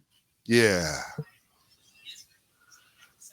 Do I have a humanoid form? No. Okay. Yeah, black dragons don't generally have the ability to. Well, you can tell I didn't metagame in the choice that when I requested. I was like, "Oh, we're dark, dirty motherfuckers. We're black goth people. It has to be a black dragon." I mean, Yeah, right? Right. yeah, I thought that way too. Just take what it's a dragon. Fuck it. How bad can it be, right? That fucking acid breath has been really beneficial. Yeah, it's been great. Yeah. And it adds a good flavorful aroma to the environments. If we You could, say good. yeah. If we could like, he has a different view of good than. yeah. If we could get barrels of water and let it go stagnant, maybe throw dead rats and stuff in it to flavor it. Are you trying to make soup? No, I'd like to make this place a swamp. So we are technically at this point out of initiative. We're out of combat. So we'll go back. Well, what is Jackson and Malachi and their new Duergar buddy doing? Violence. I'm going back is to the his room that name. we were in. You're going back to the Hall of Heroes or the Hall of Legends. Yeah, only to then be like, where the hell did the other people go? Yeah, I we're think going back. Alora will zip on out and be like, "We're down here." Yeah. Yeah. Malachi will introduce Violence, the Duergar, is his name, to everybody. This is my new subject, Violence, and he is a prized possession of mine. And I'll just like curl my tail around his shoulders and just kind of have it drooping off because he's my friend. He's under my charm. So Sweet. I'll do yeah. a curtsy. So yeah, you can move your exploration movement rate per turn. So I mean, if we hear that there's a regrouping, I mean, I would think both Mavis and Borman would head back on up. okay. Oh, I can tell you. Well, I thought I'd just go tell the rest of the group where we went because Gentry is Okay. dying to ask the Duergar, what the hell's in this door that I'm guarding? So it's 100 feet to get back into for Mavis. 100 feet to get back into the hall. yeah, I can only make a good third of that. I think. Or oh no, wait, that's exploration. I Yeah. can almost make it. I thought I'd Okay. stay here though because I think the rest of the group's gonna come to me, Okay. and I'm lazy. So. Yeah. Well, I mean, Alora took off in that direction. Right. I guess, yeah. If it's going to come around to Borman, I'm going to say 50% chance that he just decides to turn around. But, Mavis might want to say something. I don't 54. know. He's not going to turn around. So Okay. so Oh. Open the door. I'm open. I'm The on door's open. I'm Yeah. gone. yeah. I'm just Oh, normal I'm sorry. pace Go through now. it. Yeah. I'm no longer speedy, but I'll creep forward. Okay. So this area. Damn it, Borman. Looks like that. There's Ooh. a door to the south and a door to the west. Okay. Are you guys gonna come with me? Says Alora. Well, Us in the room? Yeah, I'm saying we're going this way. We heard chanting. if there's chanting, I guess we'll. We could go chant and go back. Well, I mean, guess. Gentry's got this door that he's been dutifully guarding to the north. And I'm asking the Duergar, Violence, whatever, what the hell's behind this door anyway? So, Okay. Violence tells you that behind that door is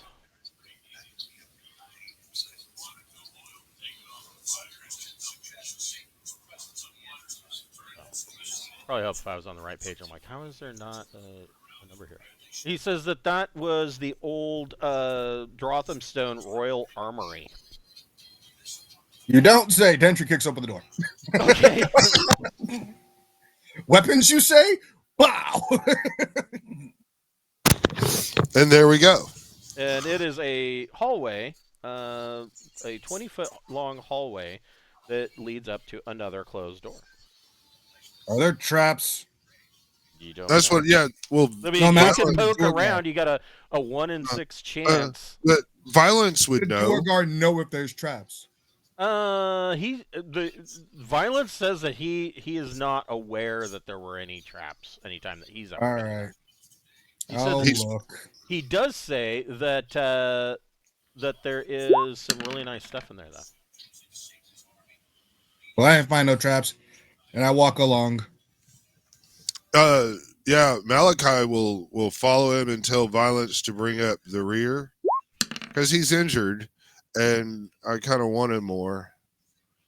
You know, if that's So, what we're doing. Dentry, this door at the end of this hall is locked.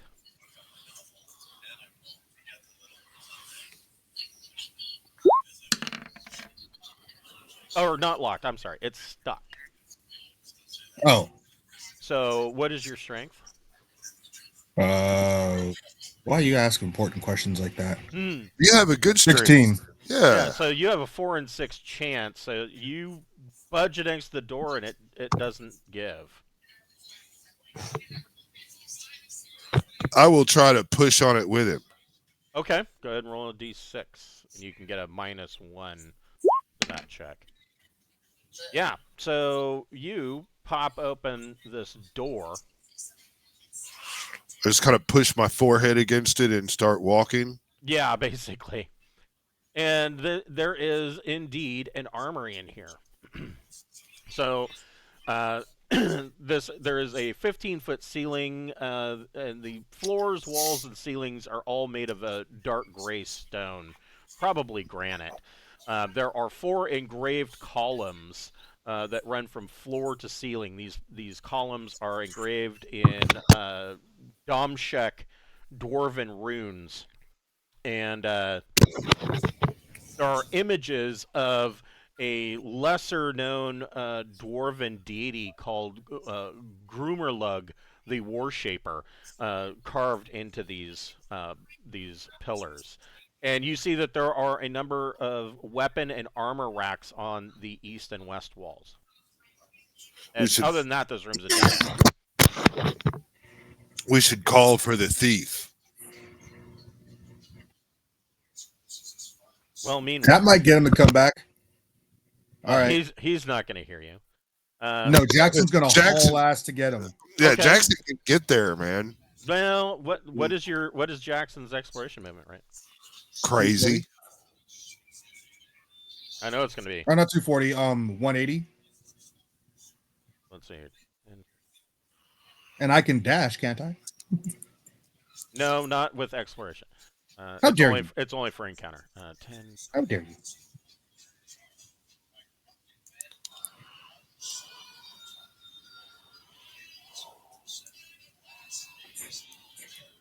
So Jackson could get as far as right here in 10 minutes.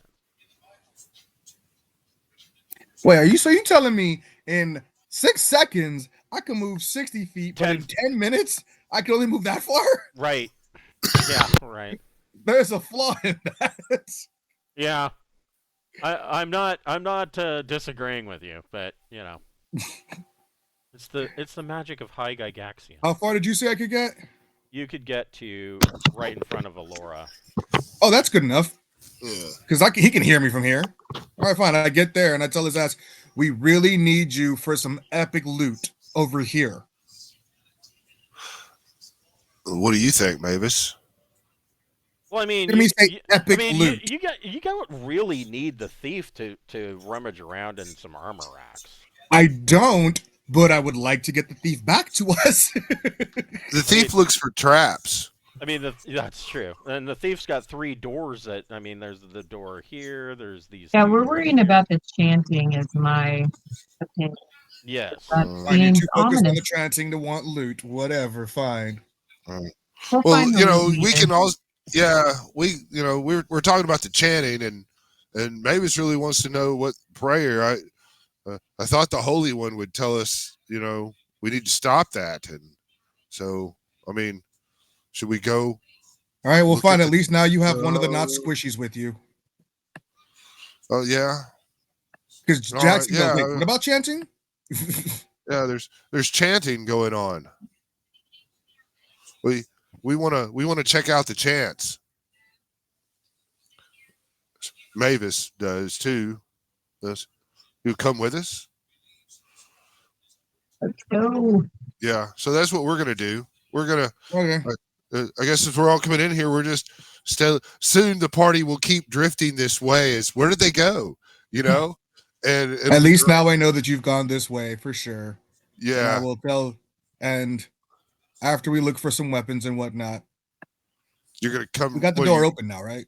Yeah, this door here is open, and I'm checking this one right now for traps. So this door to the south, you're checking for traps? Yeah. Okay. And Did we get to finish looking at the weapons, or was that the end of our looking around? Was opening that door? We'll get back to that in just a moment. How dare you? So you sorry. don't find any traps on the door, and Okay. it does not appear to be locked. Then let's open it up. Okay.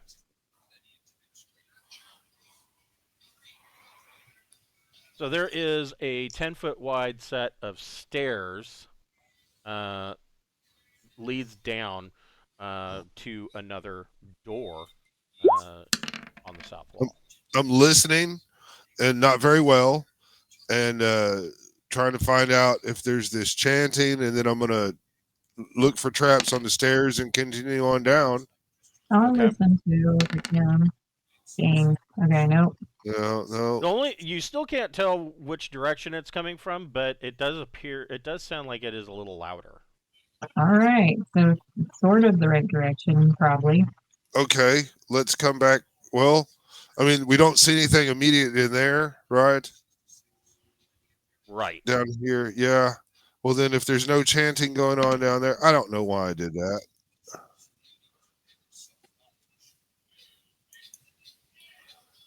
How do I turn all those off? Oh, there. No. Okay, thank you. Coming back over here. Yeah. So you're not going to open this door? I did open it, Okay. and you told me I didn't really see anything in there. So in there there are 3 simple beds make up the room. Very simple furnishings. Typical pattern for dwarves. They're very austere furnishings, and each of those beds is single bed that could sleep one dwarf-sized person. And it appears that these are probably quarters for lesser clerics or acolytes. Okay, well that only leaves one direction where the chanting could be coming from. well, let's come up here and look for traps on this one, and maybe ask Jackson, hey man, come on over here. I'm about to open this door, and it might get crazy. Okay. Jackson along the way will do a little tracking, see like what's going on around him. Good. You want to notice any unique footprints? Go ahead and make a tracking check.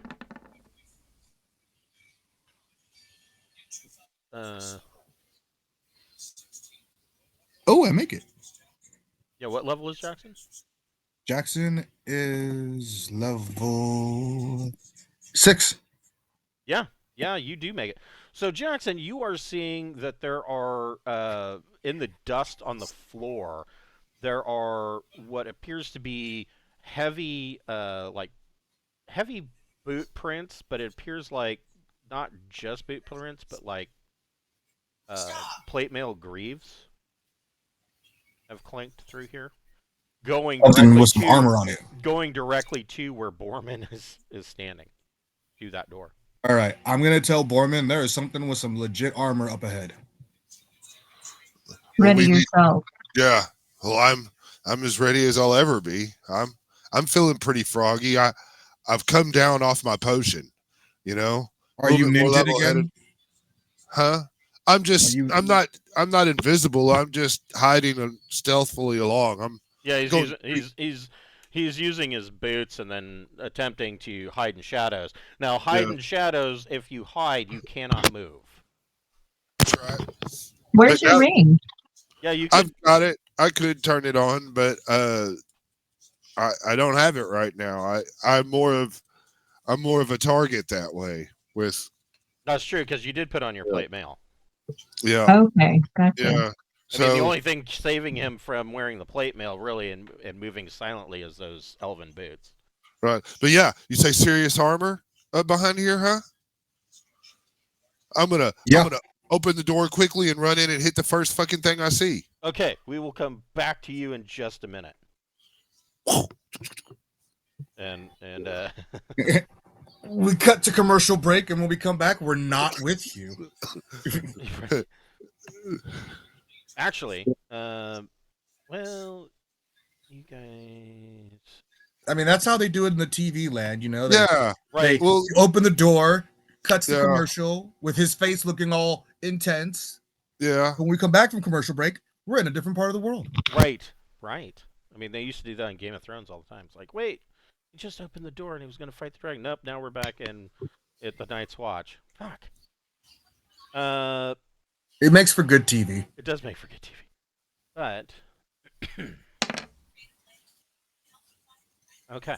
So now I know what is going on over there, and I guess he's probably following. Okay. So Dentry and Malachi, you come up into this room, and you have these weapons racks.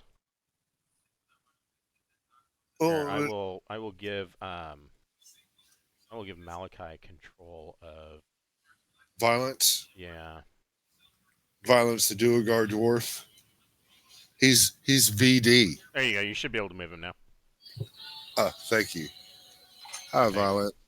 Yeah, violence needs some healing, but it'll happen naturally as resting, or he'll die quickly. Yeah, you guys are getting to the point. You're going to need a 10-minute rest here. Pretty well after this turn, you will need a 10-minute break. But yeah, you've got some weapon racks here. If you want to start poking around through them. Yeah, I definitely want to. I want to look around and ask Violence, lay out the best weapons and armor that you know here and tell us what you know of them. So he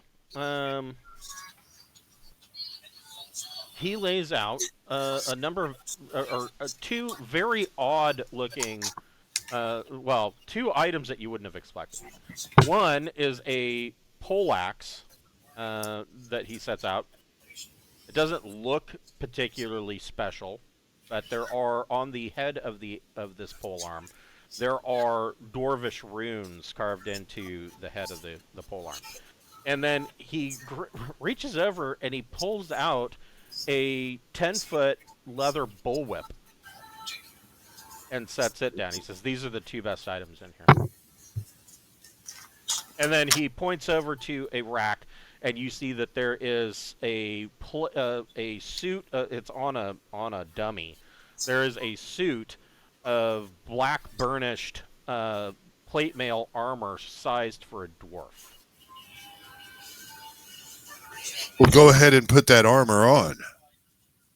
You want to put it on Violence? Yeah. Okay. Suited for a dwarf, he can carry it that way. It works out great. When he dies, we'll take it off of him, but no one else can wear it. So yeah, he goes over and he's putting on. He's like, "Oh, I love this. We're not usually allowed to use this."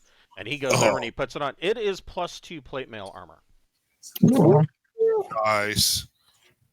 Yeah, that's not permanently his, but his AC should now reflect that. Yes, that drops his AC to 2. Hell yeah. The whip. There is a whip, and then there is this polearm. Oh, Dentry, do you want to look at the whip and polearm? Actually, yeah, I'm gonna look at the whip. Okay. So, I mean, it appears to be just a very finely crafted whip. It has been well taken care of. You can tell that it's really old, but the leather has been oiled. The leather looks like it has been recently oiled and taken care of. I would like to. Are there other dummies with like mundane armor in here? Yeah. I would like to kind of give it a couple test whips on some of those. Okay. So a whip, if I remember correctly, You got to whip it. whip it good. Yeah, it is a melee weapon, so you can go ahead and make a melee attack. You must whip it. Melee plus strength. Okay. Or yeah, D20 plus your strength modifier. See how I do against this armor. I want to get a feel for it. So the first thing you notice is that 13 is actually a 15. Oh shit. And roll. So it does. Whips do 1d2 damage. So roll a d4. Plus strength or plus strength plus 2? Roll a d4 first. Okay. We'll just roll the d4 outright. So it does. So you do 2 points of damage. So it would be 1 point plus the plus 2, or I'm sorry, so 3. So 1 plus 2 for the whip, and then what's your strength modifier? 2. So wow. Dang. So yeah, you crack this whip, dealing 5 points of damage, and hold on, I have to look at this. Whips are a newer weapon. Carcass Crawler issue number 3.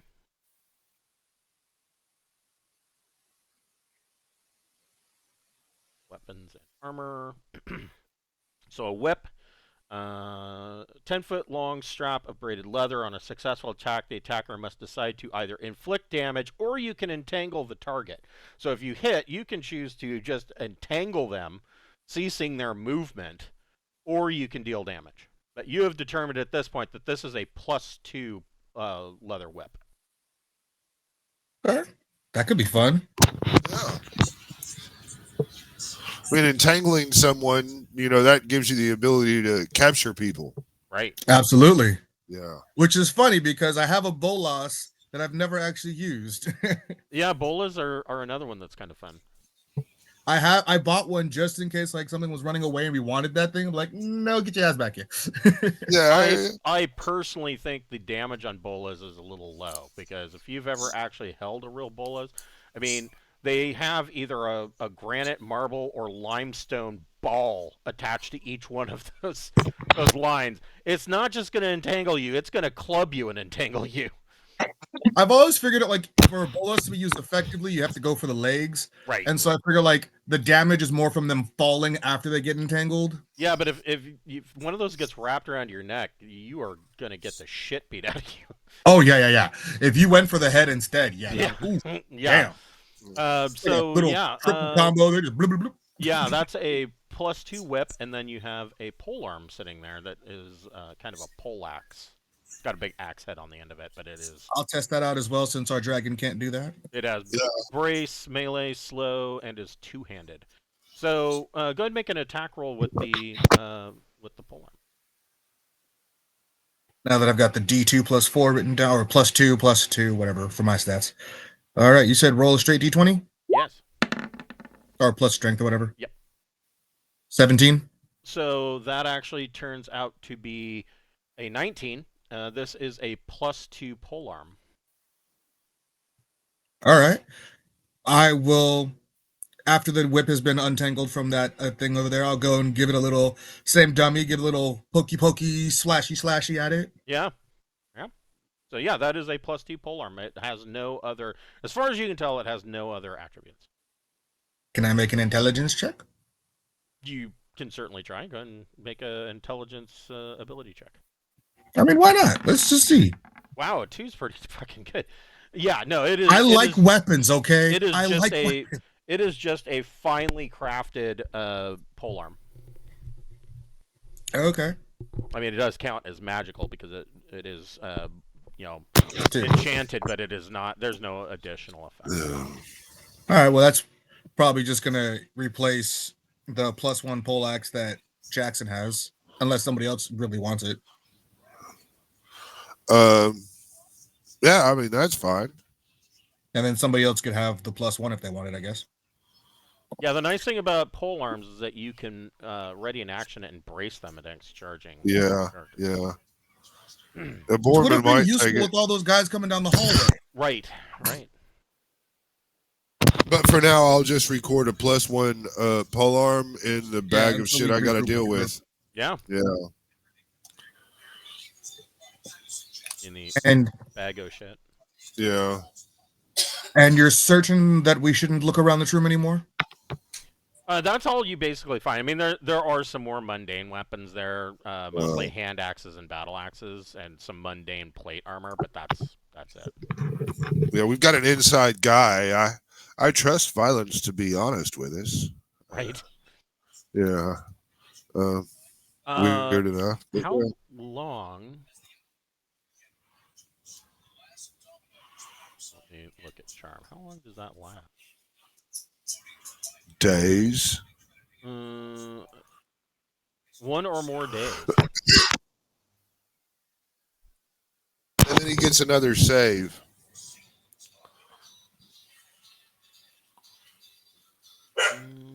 He gets a new save each week.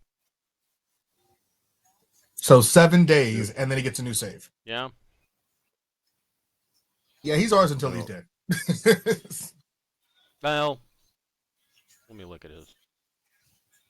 It's based on intelligence. Yeah. Let me look at If his intelligence is 3 to 8, he gets a new save every month.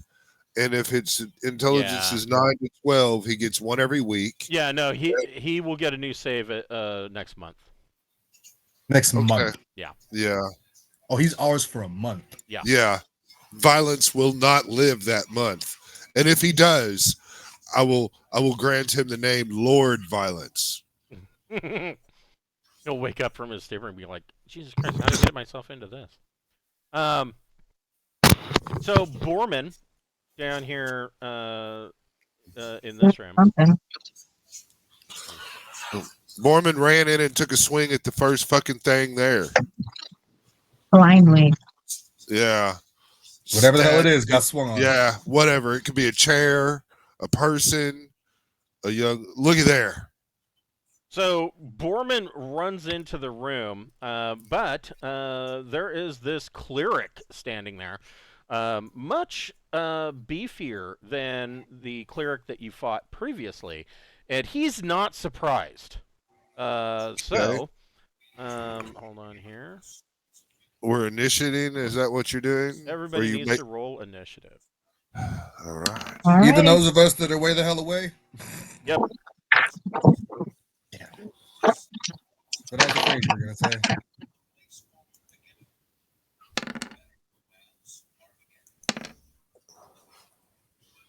That actually worked out well. Jackson. Oh, what the hell is that thing? All right. So. Ooh. And then Malachi is.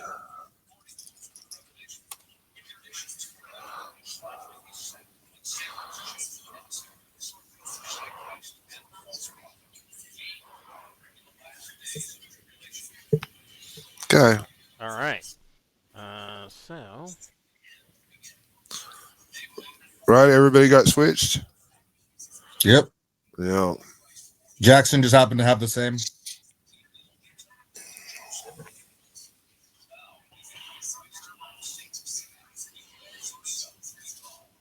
Got a cool name. Yeah. So yeah, Azek Blackbuckle, the lead cleric, or really he's a bishop of the Duergar god Havrig, Havrig Jadeforged, and he is essentially the religious leader of the Duergar here in that are currently stationed in Drothamstone. He sees the door open, and he is more than ready. And he Was he chanting? was chanting. Okay, so it was coming from him. All right. He. Well, we solved the mystery. We can all go home. Yeah. uh,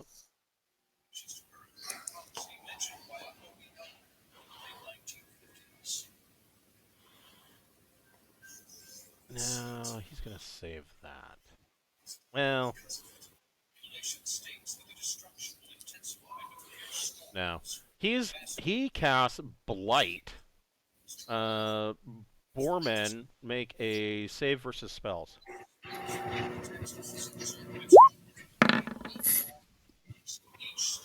12. I think I fucking made it, but let me double check.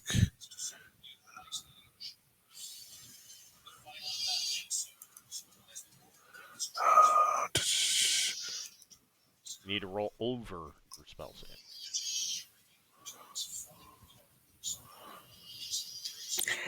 It says over or equal.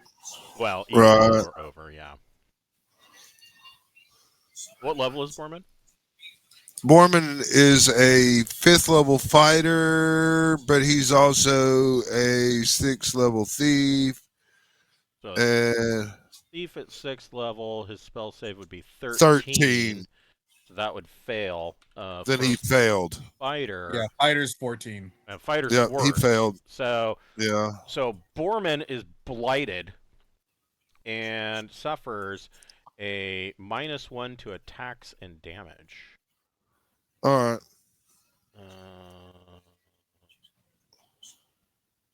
We give you that to show that you are blighted. Okay. Didn't hurt. And so that is what Azek Blackbuckle does this turn. Mavis, what would you like to do? You could definitely hear the sound of a divine spell being cast. Has anybody been blighted before? It's the reverse of bless. Oh, okay. I gotcha. Let me see. Do I have anything good here? She cast bless. Would that just like undo the blight? Probably. I don't think I have bless though. Laura has it. So But I do have strike. That's a really good question. I would say yes. It would cancel. It would negate the blight. Can I cast strike on Foreman so that when he attacks he gets the You certainly could. might on it? Let me double. Is that a touch spell? Oh, maybe. Let's I see. haven't cast it yet. Yeah, I'm a big fan of strike because striking is essentially you give him the ability to for 10 minutes for one turn he basically does an additional d6 damage. It's smite is what it is. Yeah. And no, you can cast it within 30 feet to a single weapon. Okay, I'll peek around the corner and cast strike on Borman's thing. This is a really shitty place to be in a fight because of the space, so give them some room to retreat. Okay, Possibly. so Borman's Frostbrand will now do an additional d6 damage on a hit. And if it was not a magical sword, if it was just a regular sword, it would still be treated as magical, although he doesn't get a bonus to attack rolls. It's only to damage. So, okay. Yeah. So, Mavis casts striking on Borman's sword. Borman, what do you want to do? I guess I'm gonna fucking swing at this dude. Okay. Let me reset my dice to something more appropriate, and I'm taking -1 from his little bit there. But that's an 11 on Thaco 17. Yeah, he brings up That's 6. he brings up his kite shield and just blocks your attack. All right. Well, I'm just gonna move kind of right over here. Okay. So Jackson, you're all the way up here. Or no, you're down here. That's right. Jackson, what would you like to do? You see there's a big bad Jackson bear. is bringing it. Jackson is gonna just bum rush this dude with the sword, with the Vorpal out, and just go for it. Okay. So that's a +1 to attack now, is it? Or +2 to attack?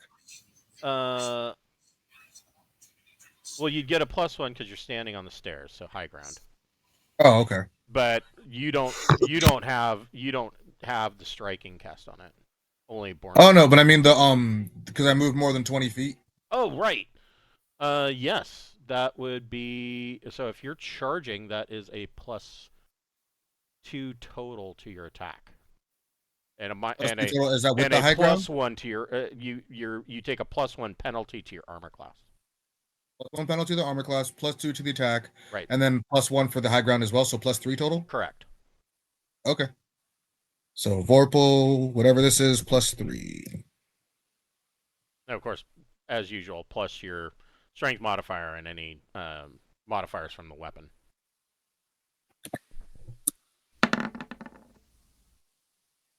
Hey, it did add it. Sweet. 13.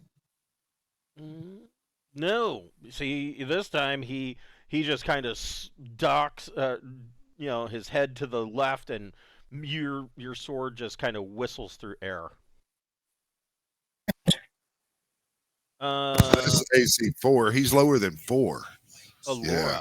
what would you like to do? Let's see. All right. I could bless to try and undo all that crap. Do you have a charm? I think I'm out of spell slots for that. Oh, well, Yeah. Yeah, do your thing. That's your feeble mind right there, though. You think? Are they that tough? They look like incredibly difficult. I don't know, man. I mean, Are they a human? He's a dwarf. He's a dwarf? Yeah, That's he's a humanoid. dwarf cleric, but if you feeble thumbed him, I mean, he couldn't cast spells. I do have Ring of Control human. No, he's a dwarf. I don't know if that does that. Well, but don't they count? They don't count. Okay, let me look. Need to make a note for my. A human. Yeah, so it only works for dwarves. Yeah, I don't know. He's a really armored up dude that's casted spell. He is a Duergar. He's a dwarf. Yeah. Oh, okay.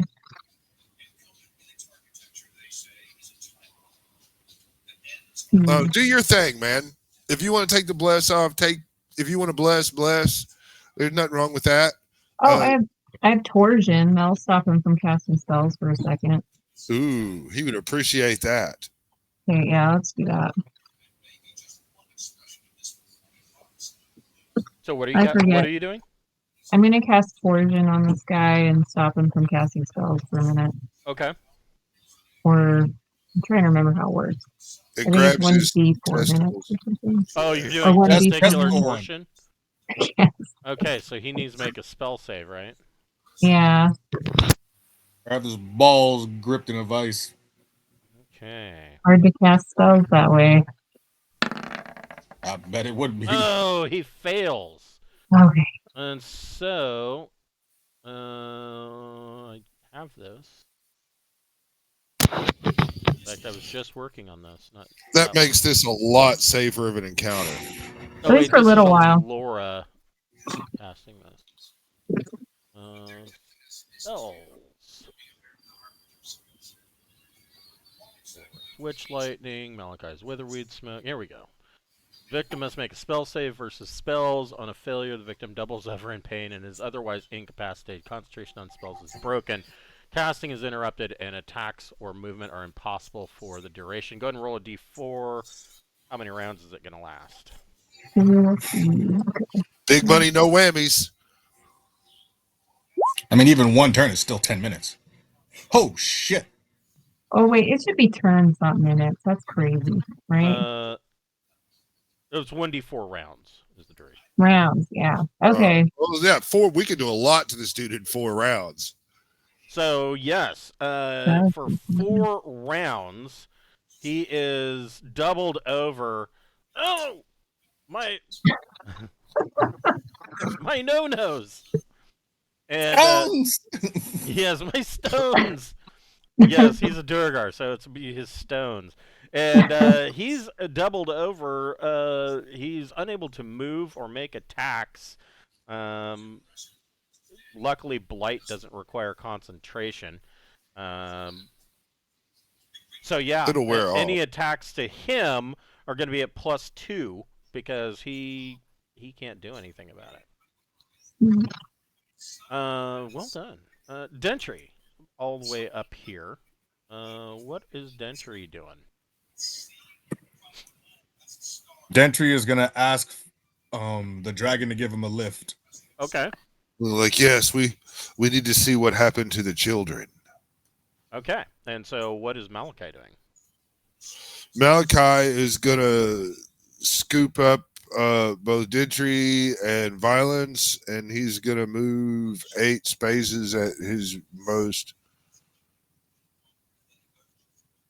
I will allow you to move your, because you're technically not in combat yet, but you can move your exploration movement rate.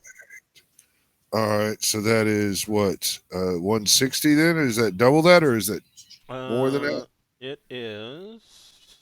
Let me look at dragons.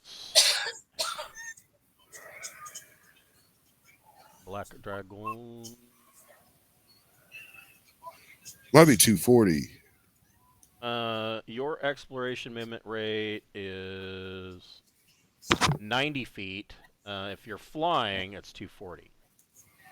Yeah, I'm flying as quick as So I you're can. not going to be able to fly through here, but you could fly to here and then move the remainder with your. Well, I mean, where I'm at right now is at 160, and so I mean, if I got 90, let me go back, count it. I was in here. Okay. 10, 20, So 30, 40, 50, 60, 70, 80, 90, 100, 110, 20, 30, 40. So this is 140 feet. So this is as far as you could get flying, and that your movement would stop from there.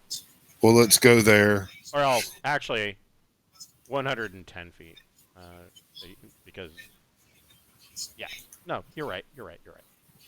All right, then yeah, that's where all of us are. Okay.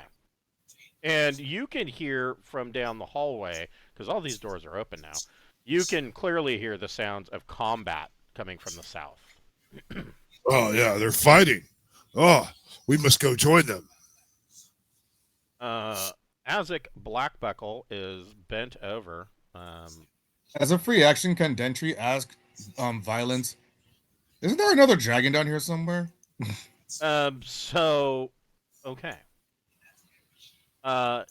He tells you that there is a stone dragon, a female stone dragon, but she is much further. Baraxius, the female stone dragon, is much deeper in the mines. Okay, cool. He says Good he to- personally has never gotten to speak with her, and he's kind of thankful for that, because from what he understands, she is rather chaotic. Not in like an, I mean, she's unpredictable to the point of being a little insane. Sounds like a fine woman to me.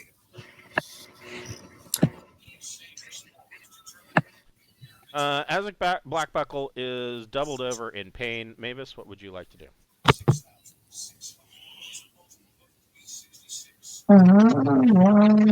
Come out! I don't know. Beat his ass. I'll try. Let's see if it's possible. Yeah, you got a +2 to hit. Wow, it's a +3 weapon, so +5. Yeah. Let's see if I can fuck this up. All right. Maybe. Somehow I did it. So he feebly brings his shield up and is able to block your blow. Damn it. Okay, fine. Borman, what would you like to do? So you are technically at a -1. All right. You are... No, you only get a +1. Sorry. I went the other Okay. I'm going to move behind him to negate his shield Okay. so he won't get that bonus anymore. Okay, so that raises his AC to 3. And then that's a 15. That might hit his punk ass. Yes, it does.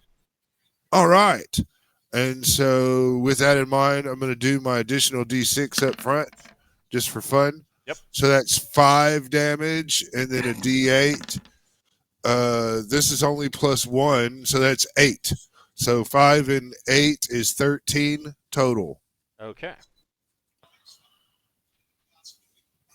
All right, so yeah, Borman goes around behind him and stabs him, and he lets out yet another howl in pain.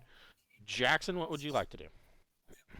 Jackson will say, give up or lose your life and your stones. What is Jackson's charisma modifier? Absolutely shitty.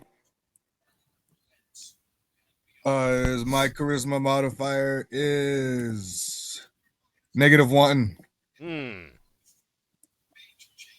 I don't expect it to ever work. He always tries to tell people, like, I don't want to kill you, but I will.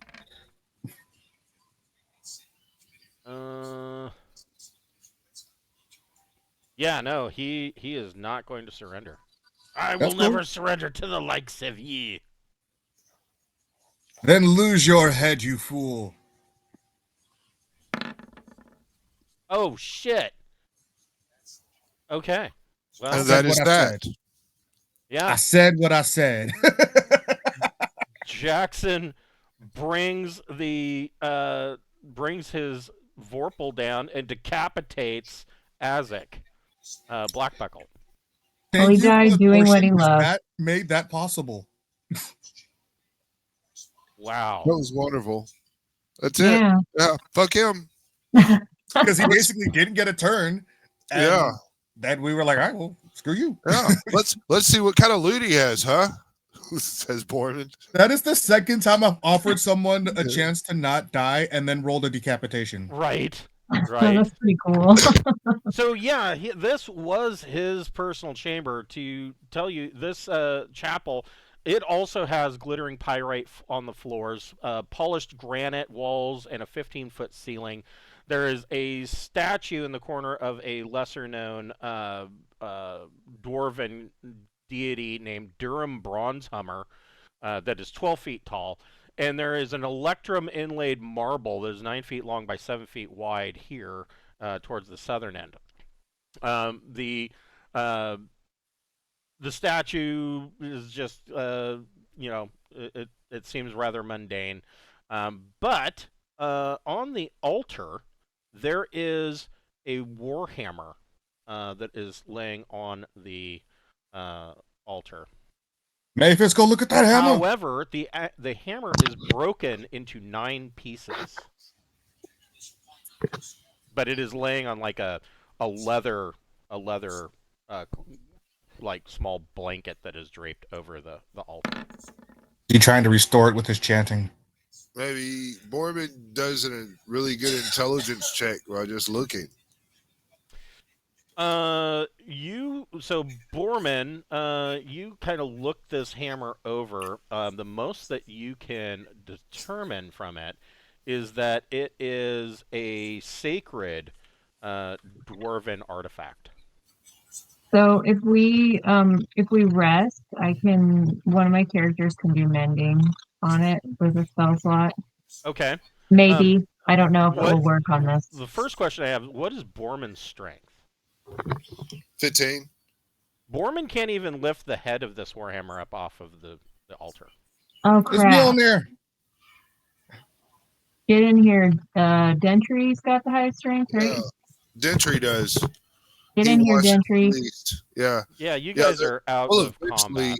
Yeah, eventually the dragon will get down there with everybody. What is Dentry's strength was 16? Yeah. Dentry cannot lift it. Oh, shit. Okay, well, I guess it wasn't meant to be then if you have to be that strong to pick it up. Can violence lift it? No. Yeah. He's dwarf, so I mean that's why I was. I mean, if it was like a dwarven thrower or something like that, he could. It is a Warhammer +3 of Thunderbolts, Nice. and it has a name. It is Thakralum. But They're strong enough to actually hold it. it has been broken into 9 pieces. But hold on here. Table H.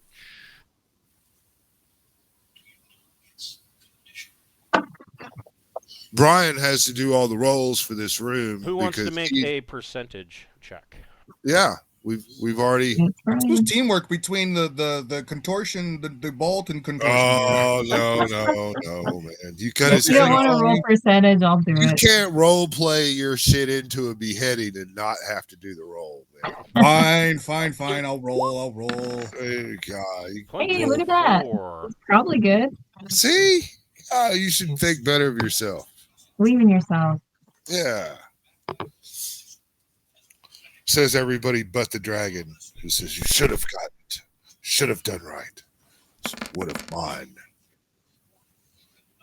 So Azrek has been hoarding 8,000 platinum pieces in the King's Chapel. You have to write it down too. Oh, I wrote it. So let me see. What does that mean? That means where's my? There we are. Trade coin. There are 5 gold pieces to every trade coin.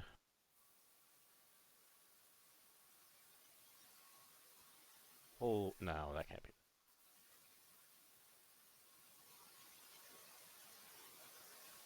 That's 40,000 gold pieces. Yes, it is.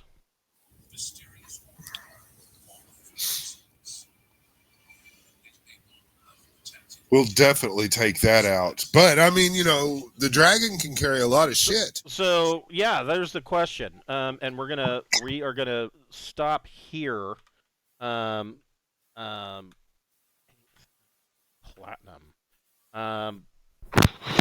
So for right now, this treasure will count towards next week's XP value. But for right now, you guys each get 446 XP. Not that much. No, but this 8,000 platinum pieces is really going to count. And we will stop here because it will count as your 10-minute rest as you are kind of figuring out how you want to take or how you're going to carry out these 8,000 gold pieces. I mean, we don't necessarily have to take Platinum. Well, 8,000. You're right. 8,000 platinum pieces. We don't necessarily have to carry them out right now. I mean, we could. Well, you have to take possession of them and carry them in order to get the XP value. So you have to you have to come up with a plan to get them out of here. Make violence carry it. Yeah, well, we could just use bag of holdings to transport it out relatively quickly to the tower outside where we're going to go rest. That is true. Right? That is the plan. Yeah. Yeah. So that's what we will do is we've got 2 bags of holding. We will top them off and take them to the tower of gold and goodiness and dump them out. And if we have to come back, we'll come back and get more. Okay. All right. Well, we will pick this up next week at 12 o'clock on Saturday with further adventures in Drothamstone.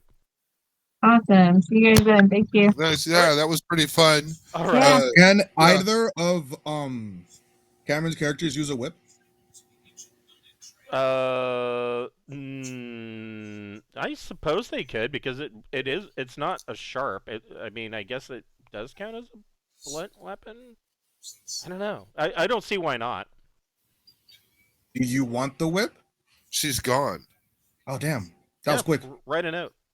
Yeah. I'll ask for next week because that would be like a useful thing because she could like bind somebody up that way and then like do other stuff too. Yeah. Yeah. Yeah. All right. Range Well, that on the was whip, by the pretty way. fun. Yeah. All right. I will see you guys next week. Wait. What? One more question. What's the range on a whip? The range on a 10 whip. foot. Is it 10? It's a good 10-foot piece of Yeah, leather, it's man. a 10-foot piece of leather, so yeah, it would be 10 feet. It's useful. Yeah. Yeah. There's That's usually She reach. could use that to attack and still not be right next to somebody for casting. Come on, that'd be epic. Yeah. Indeed. All right. Which? Ooh. Okay, just making notes. Yep. Hold on, Okay, yeah. bye. All right. Bye. Have a good night, guys. Night.